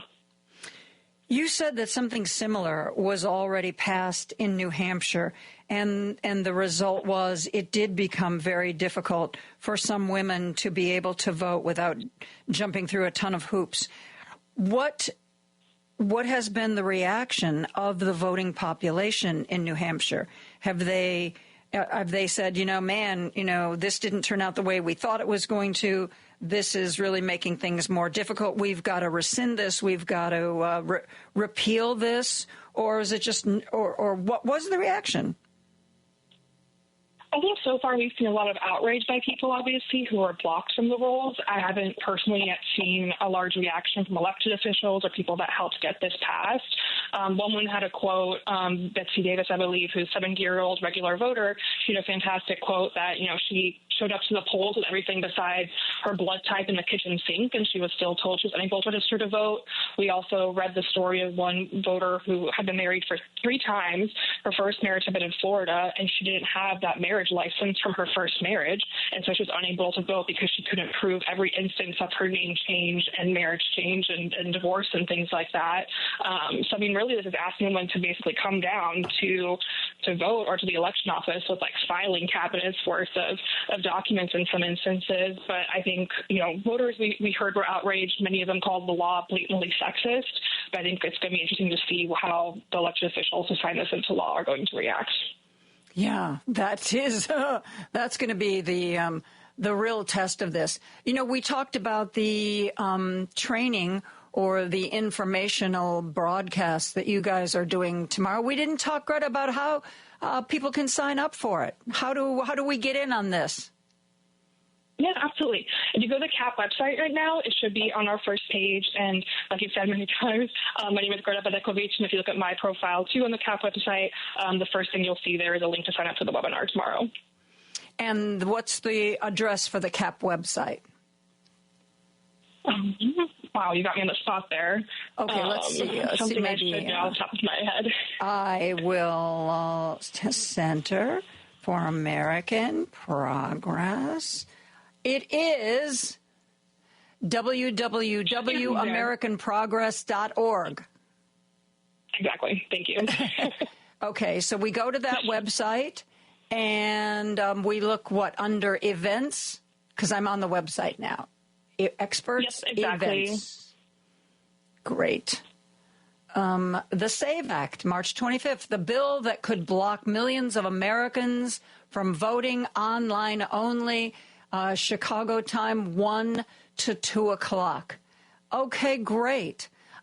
When you do something like this, what kind of an audience do you get? I mean, is it a national audience? Is it thousands of people? Yeah, we really try and get a national audience. I mean, I think despite us being based in D.C., our hope is that our ideas are not, tied from within the Beltway. Like, we want Americans who are going to be impacted by these policies to tune in. And that's a lot of the times what we see. A lot of our people who have signed up, are concerned community members from across the country, from every single state. So we also have state legislators who want to get informed on this issue, especially as we see state legislators trying to experiment with some of these policies. They want to know how it would play out in their states to fight back against it. We've also been doing some town halls in individualized states, and we're getting, dozens and hundreds of people logging on after hours during dinner time to learn how this bill would affect them. And that's obviously really powerful to see that even in this time when, the news cycle is unending and there's dozens of things to pay attention to every day, this is something that Americans are truly, really concerned about and willing to mobilize around. I notice that if you go to AmericanProgress.org and click on events, that this online education about the SAVE Act isn't the only online message that you've got scheduled. There's another one scheduled for April 1st. Does CAP do this all the time? Yep, we really try and, make sure that all of our messages are being heard across all platforms. We're constantly hosting events. We just recently hosted the Illinois governor at CAP. We want to make sure that we're meeting Americans, whatever platform they're on, whatever availability that they have. But yeah, online events is absolutely one of the ways that we do that.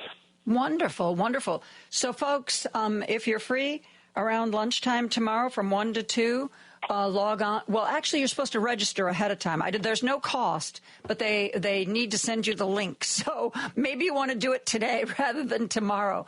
Go to American Progress, no spaces, AmericanProgress.org, and then click on the button that says Events, and you can scroll down and click and register for this program that they are doing tomorrow at 1 p.m. Central Time on the SAVE Act.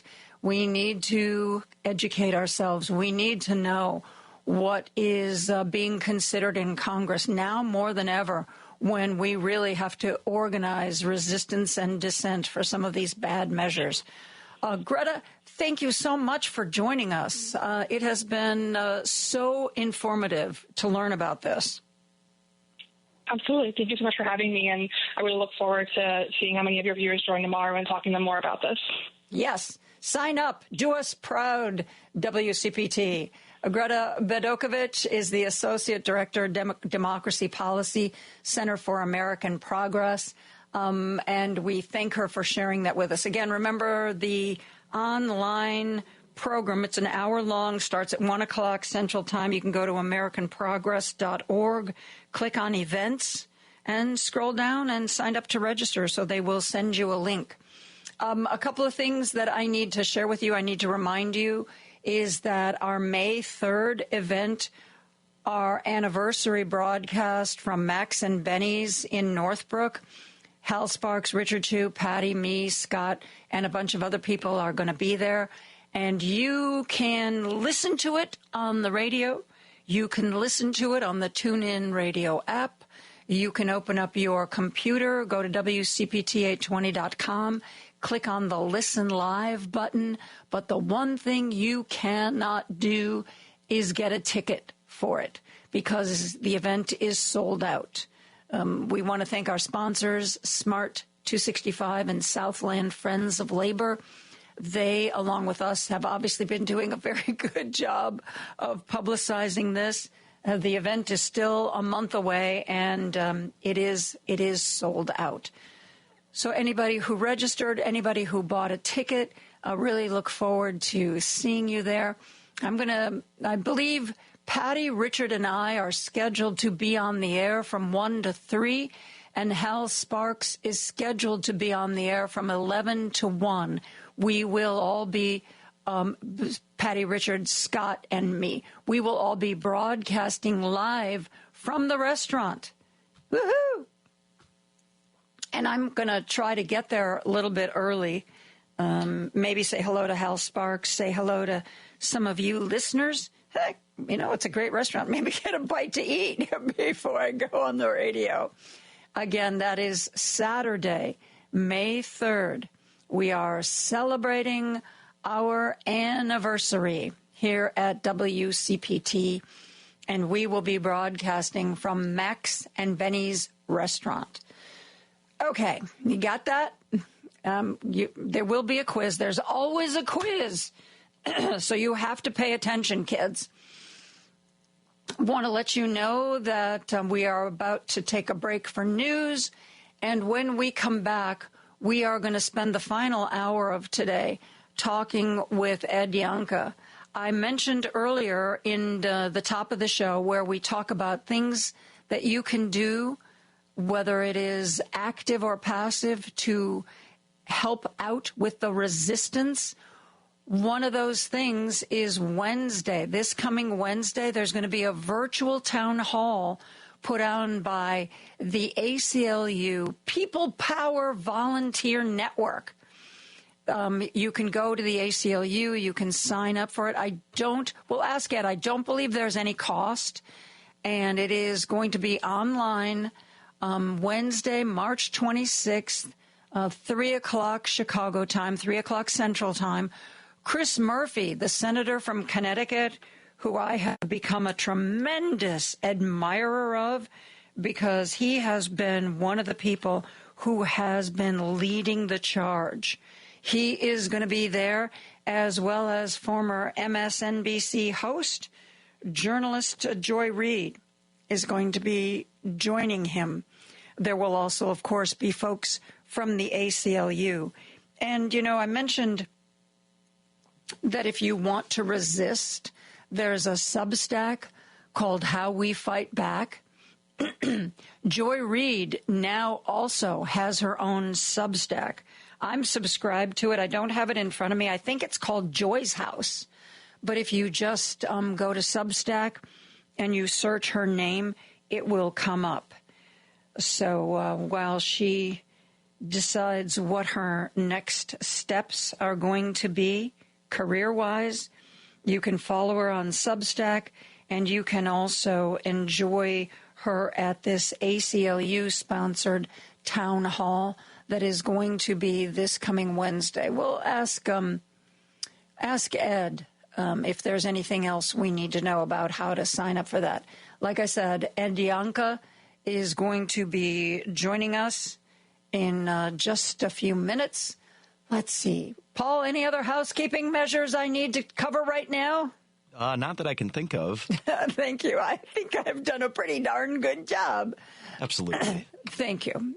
You can always, if you prod Paul, you can get him to compliment you. You just have to kind of poke him a little bit. But I appreciate, I don't care if I have to beg for the compliments. I will take them nonetheless.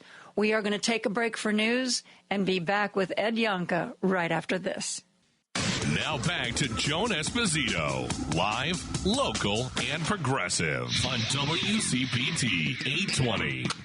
Joining me is Ed Yanka from the American Civil Liberties Union of Illinois. He is the Director of Communications and Public Policy.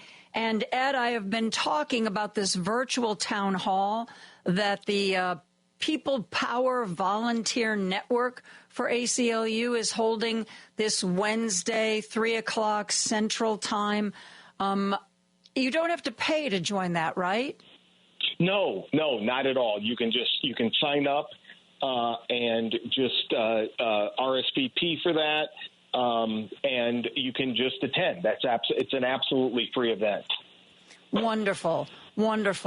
And I think you've got a couple of great guests in Chris Murphy and Joy Reid. That should be informative, passionate, and fun. It should be. The national office has put a number of these together since the election and certainly since the inauguration. So we've been able to hear from a number of guests, including one with a number of attorneys general from across the country, including our own Attorney General, Kwame Raoul. So they're always informative, but I think with Joy Reid and Chris Murphy, it should be very lively and I suspect very entertaining and informative. Yeah. Okay, because, so many people are looking for some way to resist, some way to fight back. And that's important, that kind of taking action. But before you fight back, especially if it's on a particular issue, you really have to know what's going on. You have to understand, like, say, what the SAVE Act is to really understand why you don't want it to be enacted. And so sometimes these informational kinds of broadcasts are just as important as getting out there and doing something, I think.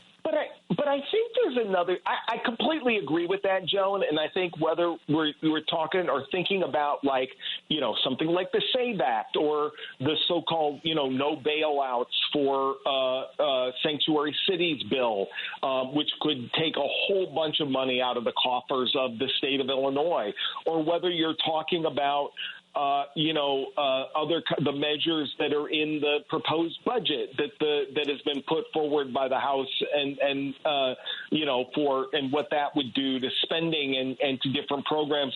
I also think there is something about, as a beginning point, just being in community with people, just being together. I've spent the last several weeks at different events across the state, sort of meeting with people and talking to them. There's a lot of anxiety and angst. I think what you see, though, is people tend to go out of those sessions feeling better because they realize they're not alone. They're surrounded. They're attending an event like this one that'll be attended by thousands of people on Wednesday night. Or, I was with a group of 100 people or more up in Evanston last Thursday night. There were more than 1,000 people on a town hall meeting I did with Congresswoman Jan Schakowsky last Wednesday. All of these things are small things. But what you really see first and foremost is, this idea of being in community and being with one another. And that is such a great start to pushing back against all of the attacks on our rights that we're seeing from this administration. You're right, because as much energy as we bring to these issues by ourselves, when we are in a group, a like-minded group, I think that there's an exponential increase in what we feel and our commitment. That's a really good point, Ed. I want to talk to you about something that I'm confused about, and maybe it doesn't even really matter. Maybe it's just, how you define your terms. But, some people are saying, like Chris Murphy, the guy who's going to be at your event on Wednesday, Chris Murphy said not too long ago that he doesn't think we have until the midterm elections to turn this around. He said a while back, and maybe he was being hyperbolic to make a point, but he said that he thought our democracy had 6 more months at the rate it was being dismantled. Chuck Schumer was asked if we were in a constitutional crisis, and he said, well, no, we're not there yet. A number of other people have said, well, it's like on the horizon, you can see it, but we're not there yet. First of all, let's talk about, I interpret a constitutional crisis to mean that the rule of law is falling apart. If Donald Trump, who has said the opposite, but I don't trust him, if Donald Trump decides that he does not care that the courts rule that he has to stop something or rehire some people or open up an agency that Elon has closed, if Donald Trump decides that he's just not going to do it, courts be damned, to me, that's a constitutional crisis, because we have always, for better or for worse, we have always relied on the fact that people are going to respect our laws. Whether or not you're going to go to jail, the court rules against you, and, you can appeal it or you can go along with it. But just saying, nope, the heck with you has never been an option. So that's how I define constitutional crisis, when the rule of law means nothing. How do you define it, Ed? I'm probably much closer, I think, to your definitions, Joan. I think we're trying to search to say that we're not in it when the administration is obfuscating and playing fast and loose with responding to whether or not whether or not there were planes in the air or planes took off after a judge gave an order. They then send the lawyers to court who say that they can't really speak to those issues because they don't know. They haven't been made aware of the facts. Like, I think that, we're probably searching, as sometimes we do when we talk about the rule of law, for the perfect definition, and we're missing the larger thing. The way that I've thought about this for the last week or so is I think that, if you think of the cartoon characters on a raft or on a canoe headed for the waterfall, I think we've gone over the edge of the waterfall. I think what we don't know yet is our raft or our craft going to land upright, or are we all going to be underwater? And, because it is clear that this administration is bent on creating the crisis. So whether we realize or we're in what scholars and others would define as a crisis tomorrow, or whether we're in it in a few months, I think what's abundantly clear is that this White House and this president intend for us to be in that crisis. And so I think to kind of think about this in a way that doesn't recognize that we're there, we're just slowly making our way to find out which way the craft is going to land in the water, and then that's going to determine how much work we have to do to pull ourselves out of it. Yeah. Either way, it's not optimal. This is not where we want to be. And I think the irony is, I think even a lot of the people who voted for Donald Trump didn't realize that this was what they were going to get. I think there's a lot of buyer's remorse out there. Not that it does the rest of us any good, because we all have to live with this, she said, raising her voice just a touch. You had to drag me along with you. You could have voted for Trump and lived through this by yourself, but no, let's bring Joan along. I'm sorry, Ed. Okay. I got a little carried away. It's okay. It's where we are. These are the days. Yeah, absolutely. These are the days. So aside from showing up to picket Tesla sales offices, what can we do? So it's funny. I think of this.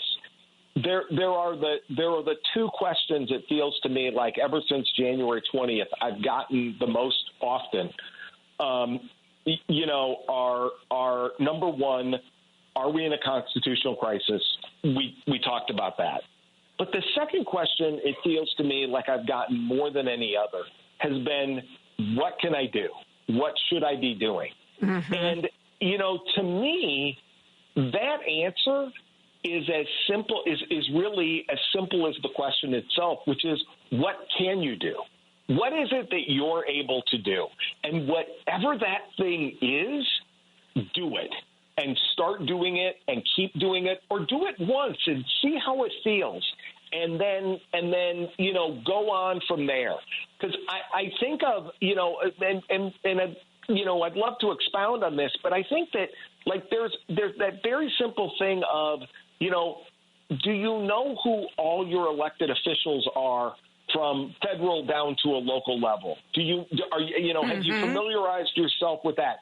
Do that thing. Not just, again, we can all think about who's in the White House, who our senators are, who our member of Congress is, and the chances are pretty good that if you live in the Chicago area, that a lot of those folks are going to be folks who agree with us, but they need to hear from us too, right? There's the SAVE Act that you talked about earlier that attempts to, sort of keep people, make millions of people ineligible to vote because they can't prove instantly, or if challenged, that they are an American citizen and that the name on their voter registration matches, the name on their birth certificate, right? Because maybe they got married, or maybe they changed their name, or maybe something else happened and they haven't changed their birth certificate to align that way with what's on their with what's on the voter roll. So that kind of a thing is something that, again, while I suspect that most of the members of the congressional delegation from the Chicago area are not going to vote for that bill, by gosh, they ought to hear from you. That ought to be something that, they're hearing from their constituents and making clear that that's something that we need to fight for, that that's something that people really need to stand up to. Likewise, the no bailouts of sanctuary city laws, which could, allow this administration, and we've seen the way they do this, that they are literally able, would be able to strip away millions of dollars from a state like Illinois, from everything from basic health care to food to, to support for transportation and other things, simply because we've decided that we are not going to align ourselves with Donald Trump's mass deportation policy. If you think about that, if that's the place where we are, where those are the things that they're talking about. Again, our members of Congress need to hear from you that you oppose those bills, because they're hearing from people on the other side. And so I think there's just simple steps like that. Or when those votes come and our members of Congress oppose the SAVE Act or oppose the no bailouts bill, when they do those things, I hope that people would give an outpouring of support to say, thank you for doing that. Because, again, we can't just expect that people are going to vote the right way and then never show up to support them with thanks and appreciation when they do it. I think that's a simple thing that we can do. Mm-hmm. At the same time, we ought to be thinking about how can we build in some additional protections at the state level in order to ensure, that we're guarding against the kinds of policies that we're seeing from this particular administration. So I think one thing you and I have talked about before is that this year Illinois is considering a bill to protect health data privacy in Illinois. Do we really think if Google, Facebook, Amazon, and others, remember all the guys who were sitting behind Donald Trump when he was inaugurated to be president? Do we think if they have a bunch of our data about our health care, and this administration decides that they want to begin to track people as to whether or not they're pregnant, if they want to begin to track people as to whether or not they're going somewhere to seek gender-affirming care, and maybe they want to share that with a state that bars that kind of travel, do we really think that those companies won't give that information to this government who they're in league with? Yeah. And so, one of the things that we've done, and folks can find out information about this on our on our website, is there's a measure that we've been supportive of to try to protect health data privacy in Illinois, to do as much as we can to say before those companies can collect our information, share it, sell it, do anything with it, they have to have our individual permission. So, that's something, that you can do. And again, your state representative might be someone that might be somebody that you've met, might be somebody, that you have and your state senator or state rep and state senator might be somebody that is not quite as far away from you as a state rep or for other people. So I think that, those are the kinds of things that, again, we can begin to do. I just will mention one other thing.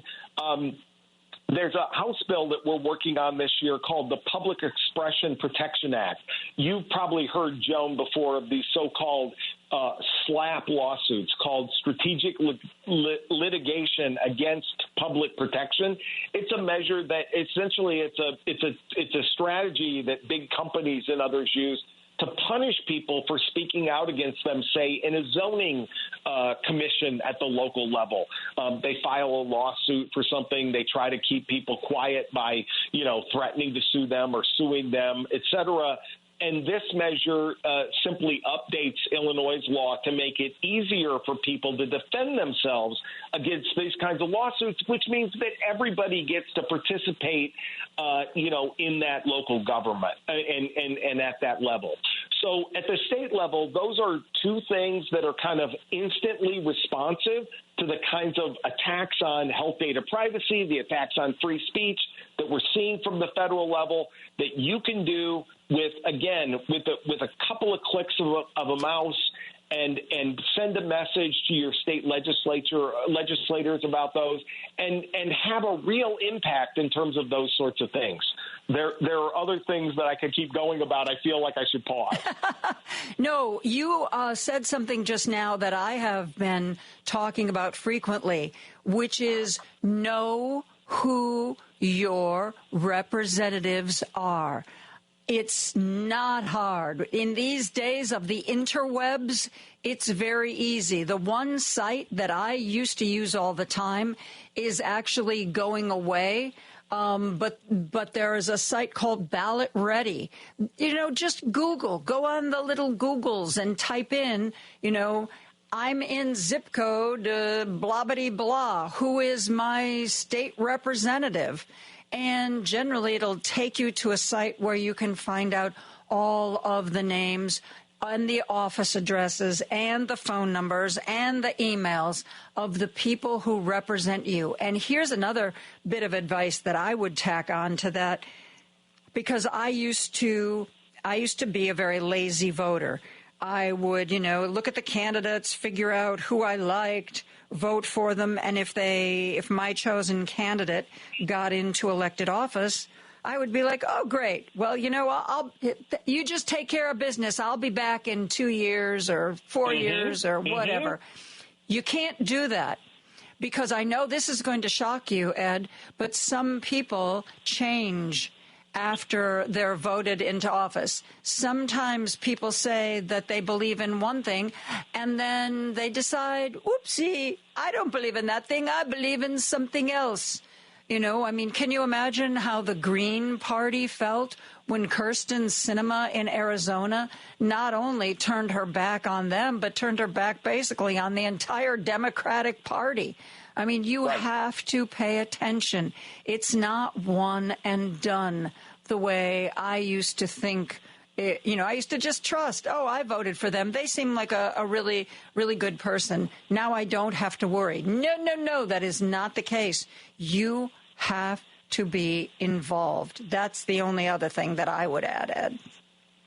I think that's such a great point, Joan. And by the way, this is, again, for our suburban listeners especially, you have elections on April 1st for offices that it turns out thank you for bringing that up. Really, one of my texters this morning important. said, please, Joan, remind people about April 1st. And I made a note in my little notepad, remember to mention April 1st, and then I forgot.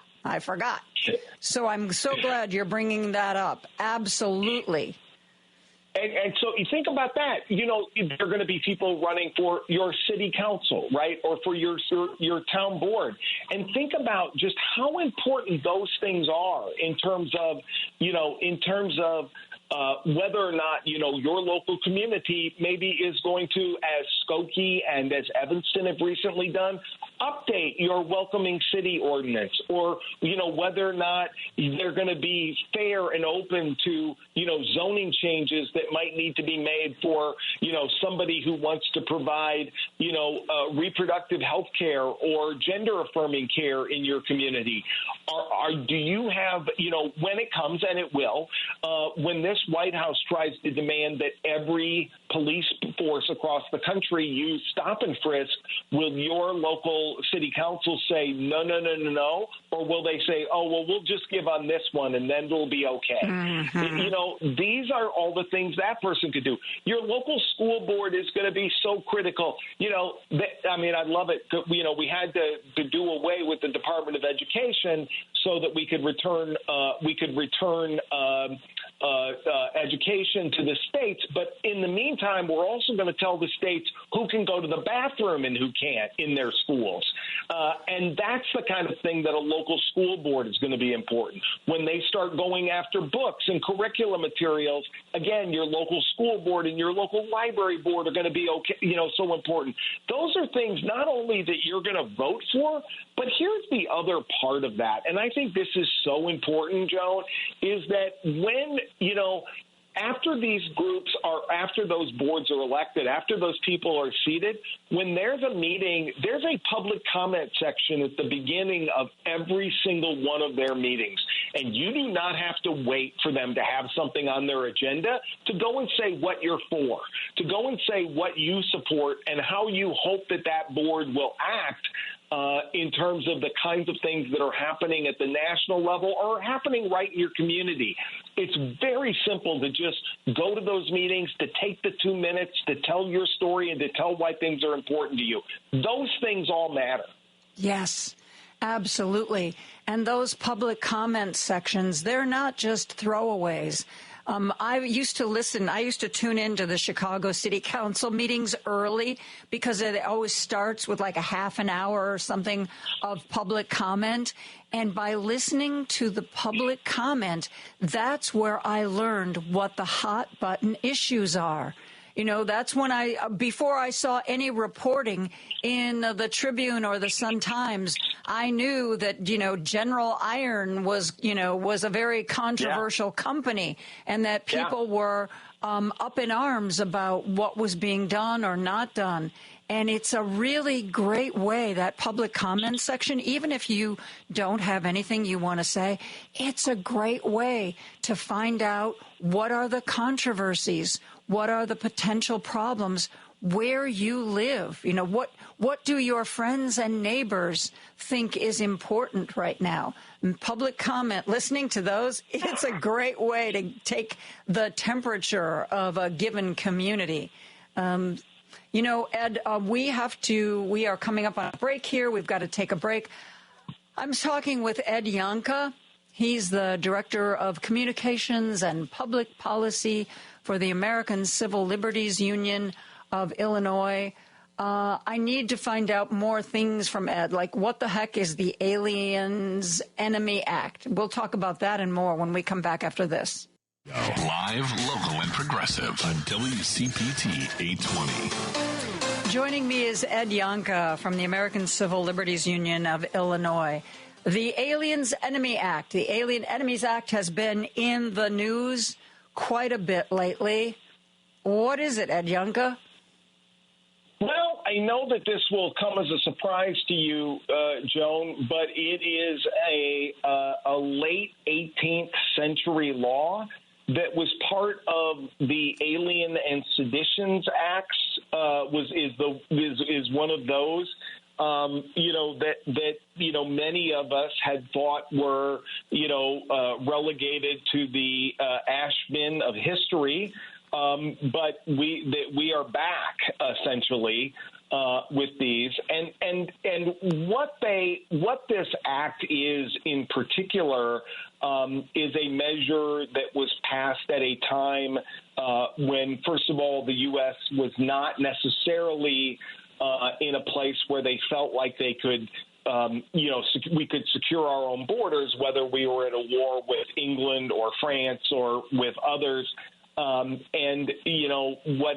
it did was it allowed the federal government and the president to be able to identify people who were helping an invading army, an invading force. And if those people were non-citizens, allowed the president to arrest, imprison, or deport those people during a wartime.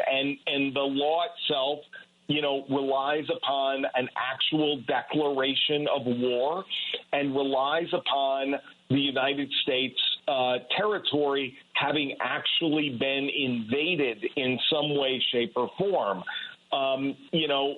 What we see today, and the reason that it's in the news, is that the Trump administration, willing to grab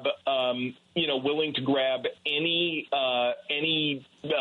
lifeline that it can in order to salvage or advance its mass deportation program, has glommed on to the Alien Enemies Act with the idea that they are going to, use it as a tool in order to advance, to do deportations of people without any sort of due process, simply by claiming that these individuals are part of a gang or an organization that the administration declares to be dangerous, and then move for those people to be deported. The problem is that as we're seeing now, is that what this becomes is just a vehicle for mass deportation without any sort of due process whatsoever.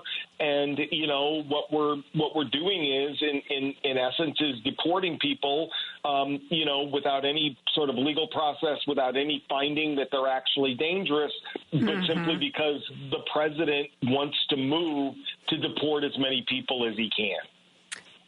Somebody was texting in about this morning, this situation, especially with the Venezuelans on the planes, and how the judge gave a verbal order that said the planes had to turn around and the one plane that was still on the tarmac shouldn't take off. Well, the planes didn't turn around, and the plane on the tarmac did take off. And, some people, it's the legal aspects of that are very confusing to people, because on the one hand, you have the Trump administration saying, oh, well, a verbal order isn't the same as a written order, which legal experts say is not true. And then you've got these Trump lawyers asking for continuances because even though the judge has asked them for the information, they just can't seem to get it. And my listeners are like, what's going on? Why isn't that judge throwing these lawyers into jail for contempt of court? Why does the judge in this instance seem so powerless? And my feeling is that maybe the judge knows that this will be challenged on appeal and is trying to cover all their bases before they take action. But how do you see this? How would you explain to my listeners what the heck is going on?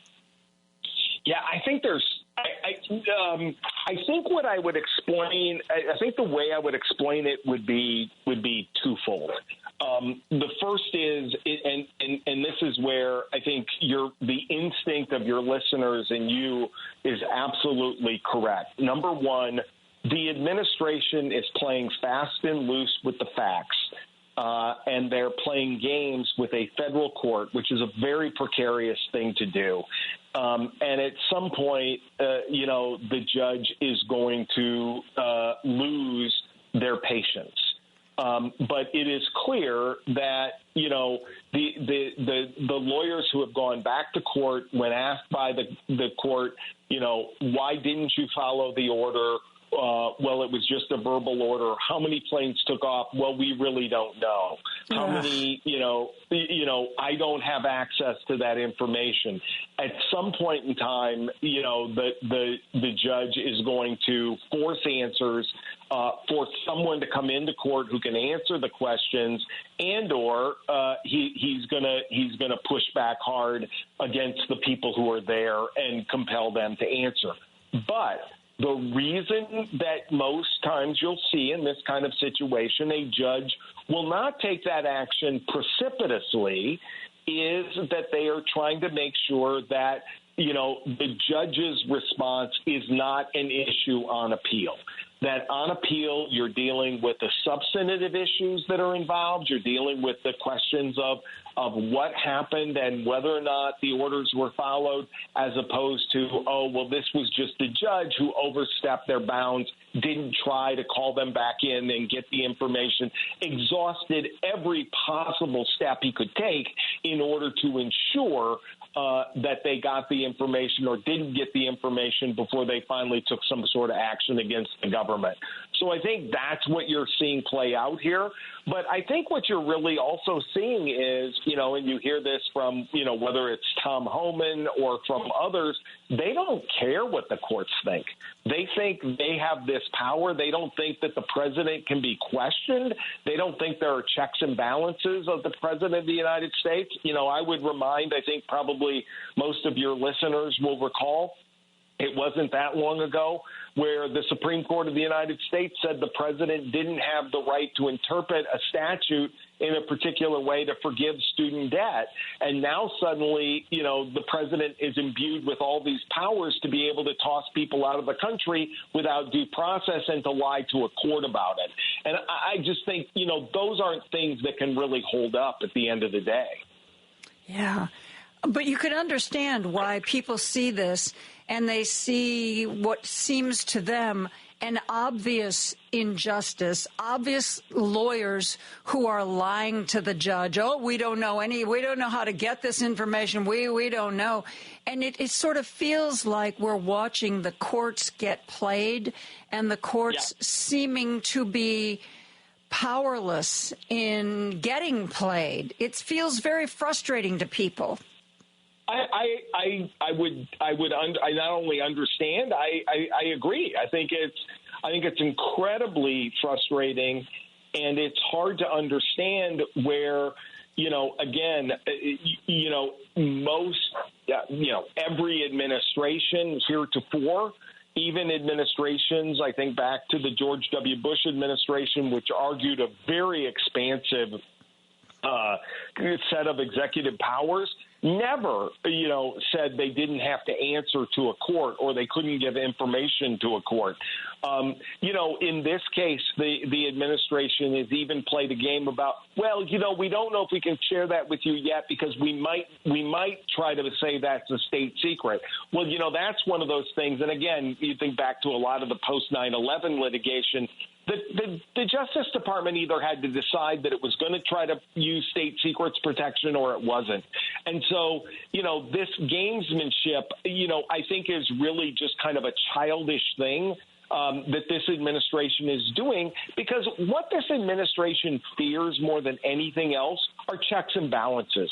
They fear having to tell the truth in a place where, they have to answer under the penalty of perjury, because the truth is, there is never going to be the evidence to demonstrate what they're saying is true, because every time they talk about these issues, they're hyperbolic. They're using language that is meant to, appeal to their base and not actually be factual. The claims that the country has somehow been invaded, we've all, none of that is really true or evident.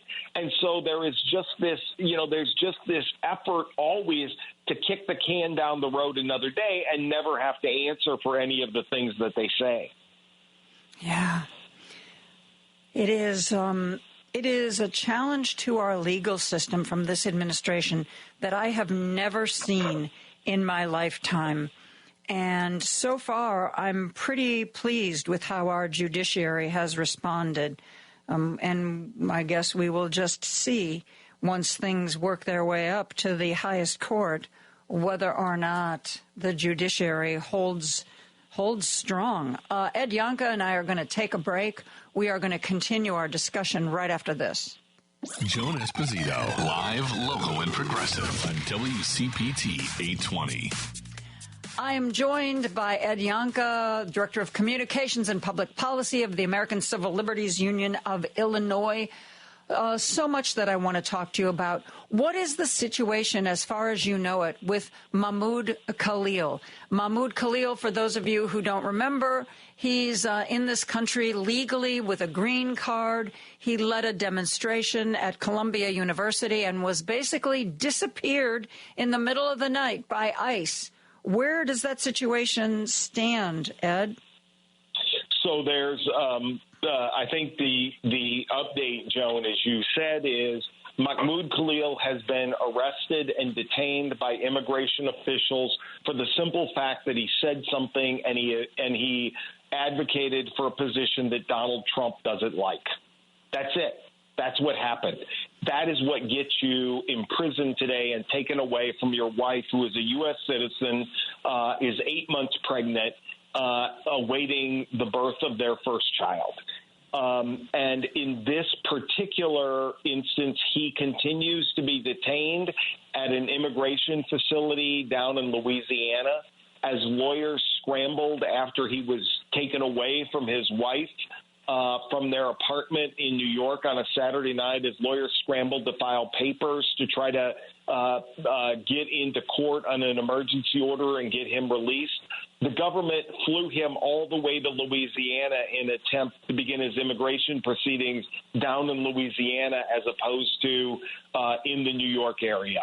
A judge has ruled that, in fact, the immigration proceedings have to be in New Jersey, so at least he should be brought back for that portion of it.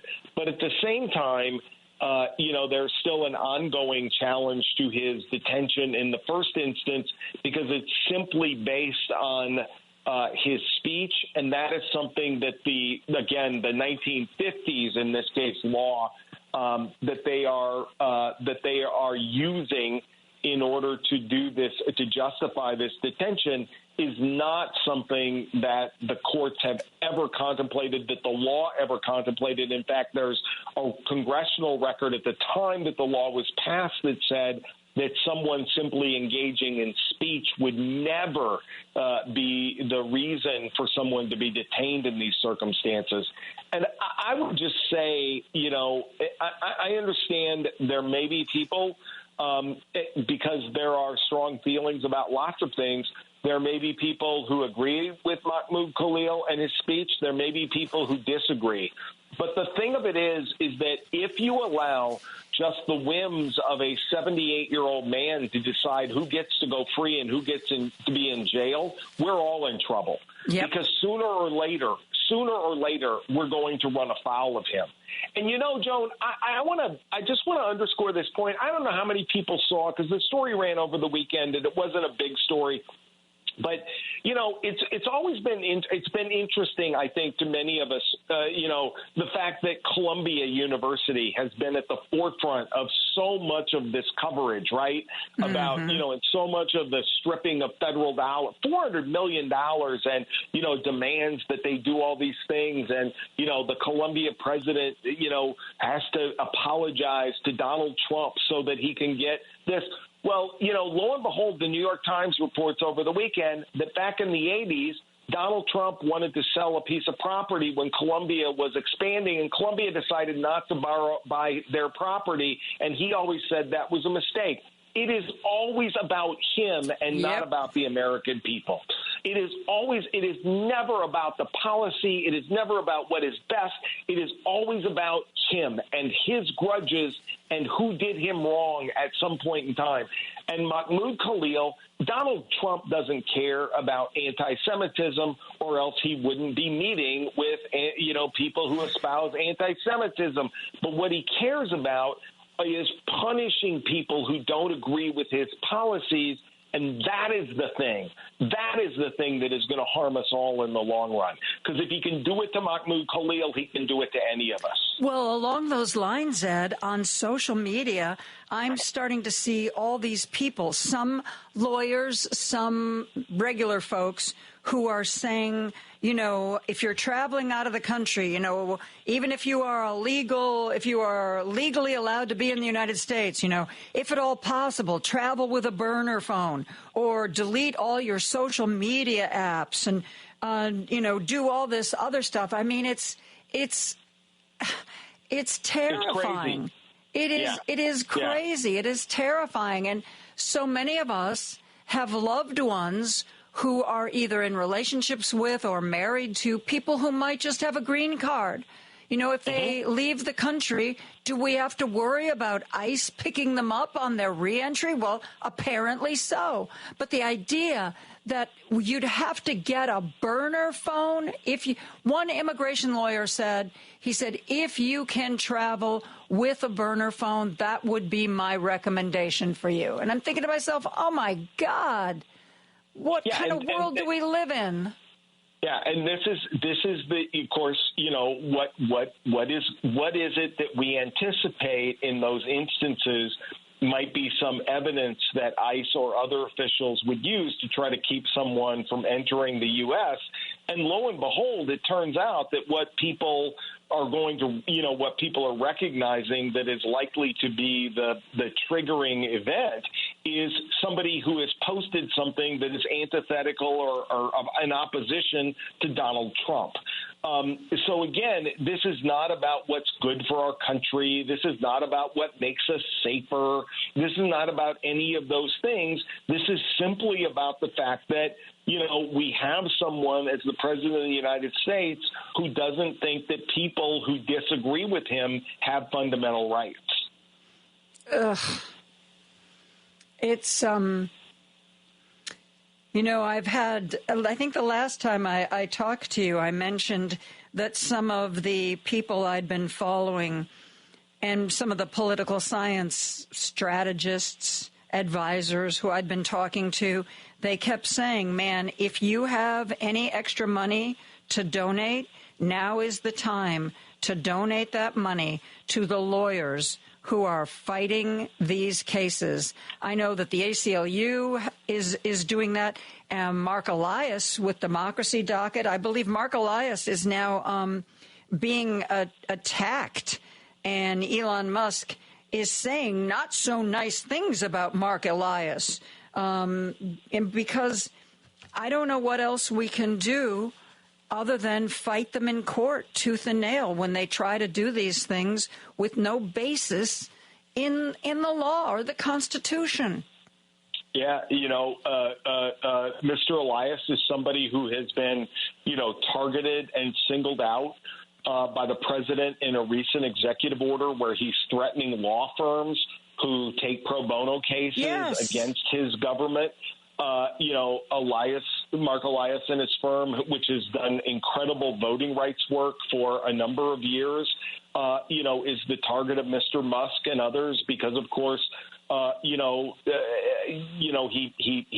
they might elect people who don't organize their entire government in order to advance Mr. Musk's interests. Mm-hmm. Joan, I've said this to you before. I'm 65 years old now. I thought I'd seen everything.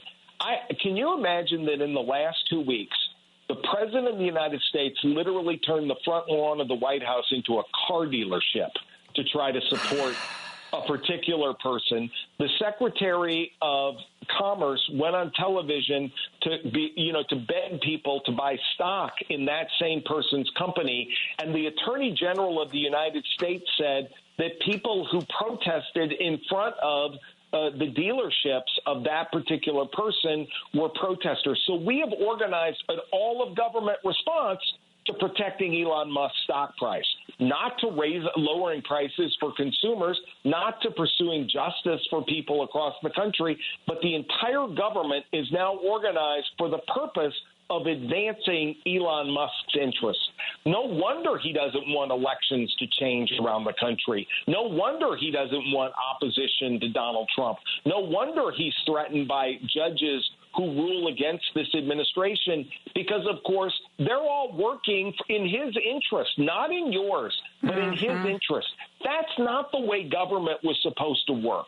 That's not the way that we were supposed to think about our system of justice and, the idea of transparency in government. We weren't supposed to be organized to work for one billionaire. And that's where we're really at right now. Yeah, it is crazy times. We have seen, billionaires buying their way into government. Billionaires and millionaires always had a lot of influence, but now it's out in the open, man. Nobody's hiding anything. It's just there.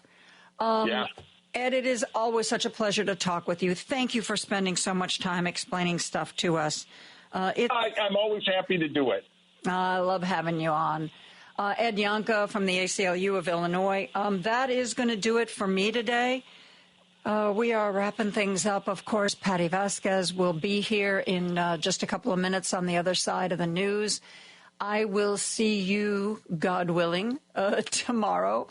Jill Wine-Banks is going to be with me tomorrow, so that should be a lot of fun. I don't know if you've been following her, but she's pretty fired up these days. In addition to the Sisters-in-Law podcast, she's got her own little thing that she is doing on YouTube, and I will share all that information with you tomorrow. So take it easy, put your feet up, have a nice dinner, listen to Patty, have a great evening. I will see you tomorrow at 2 o'clock. Good night.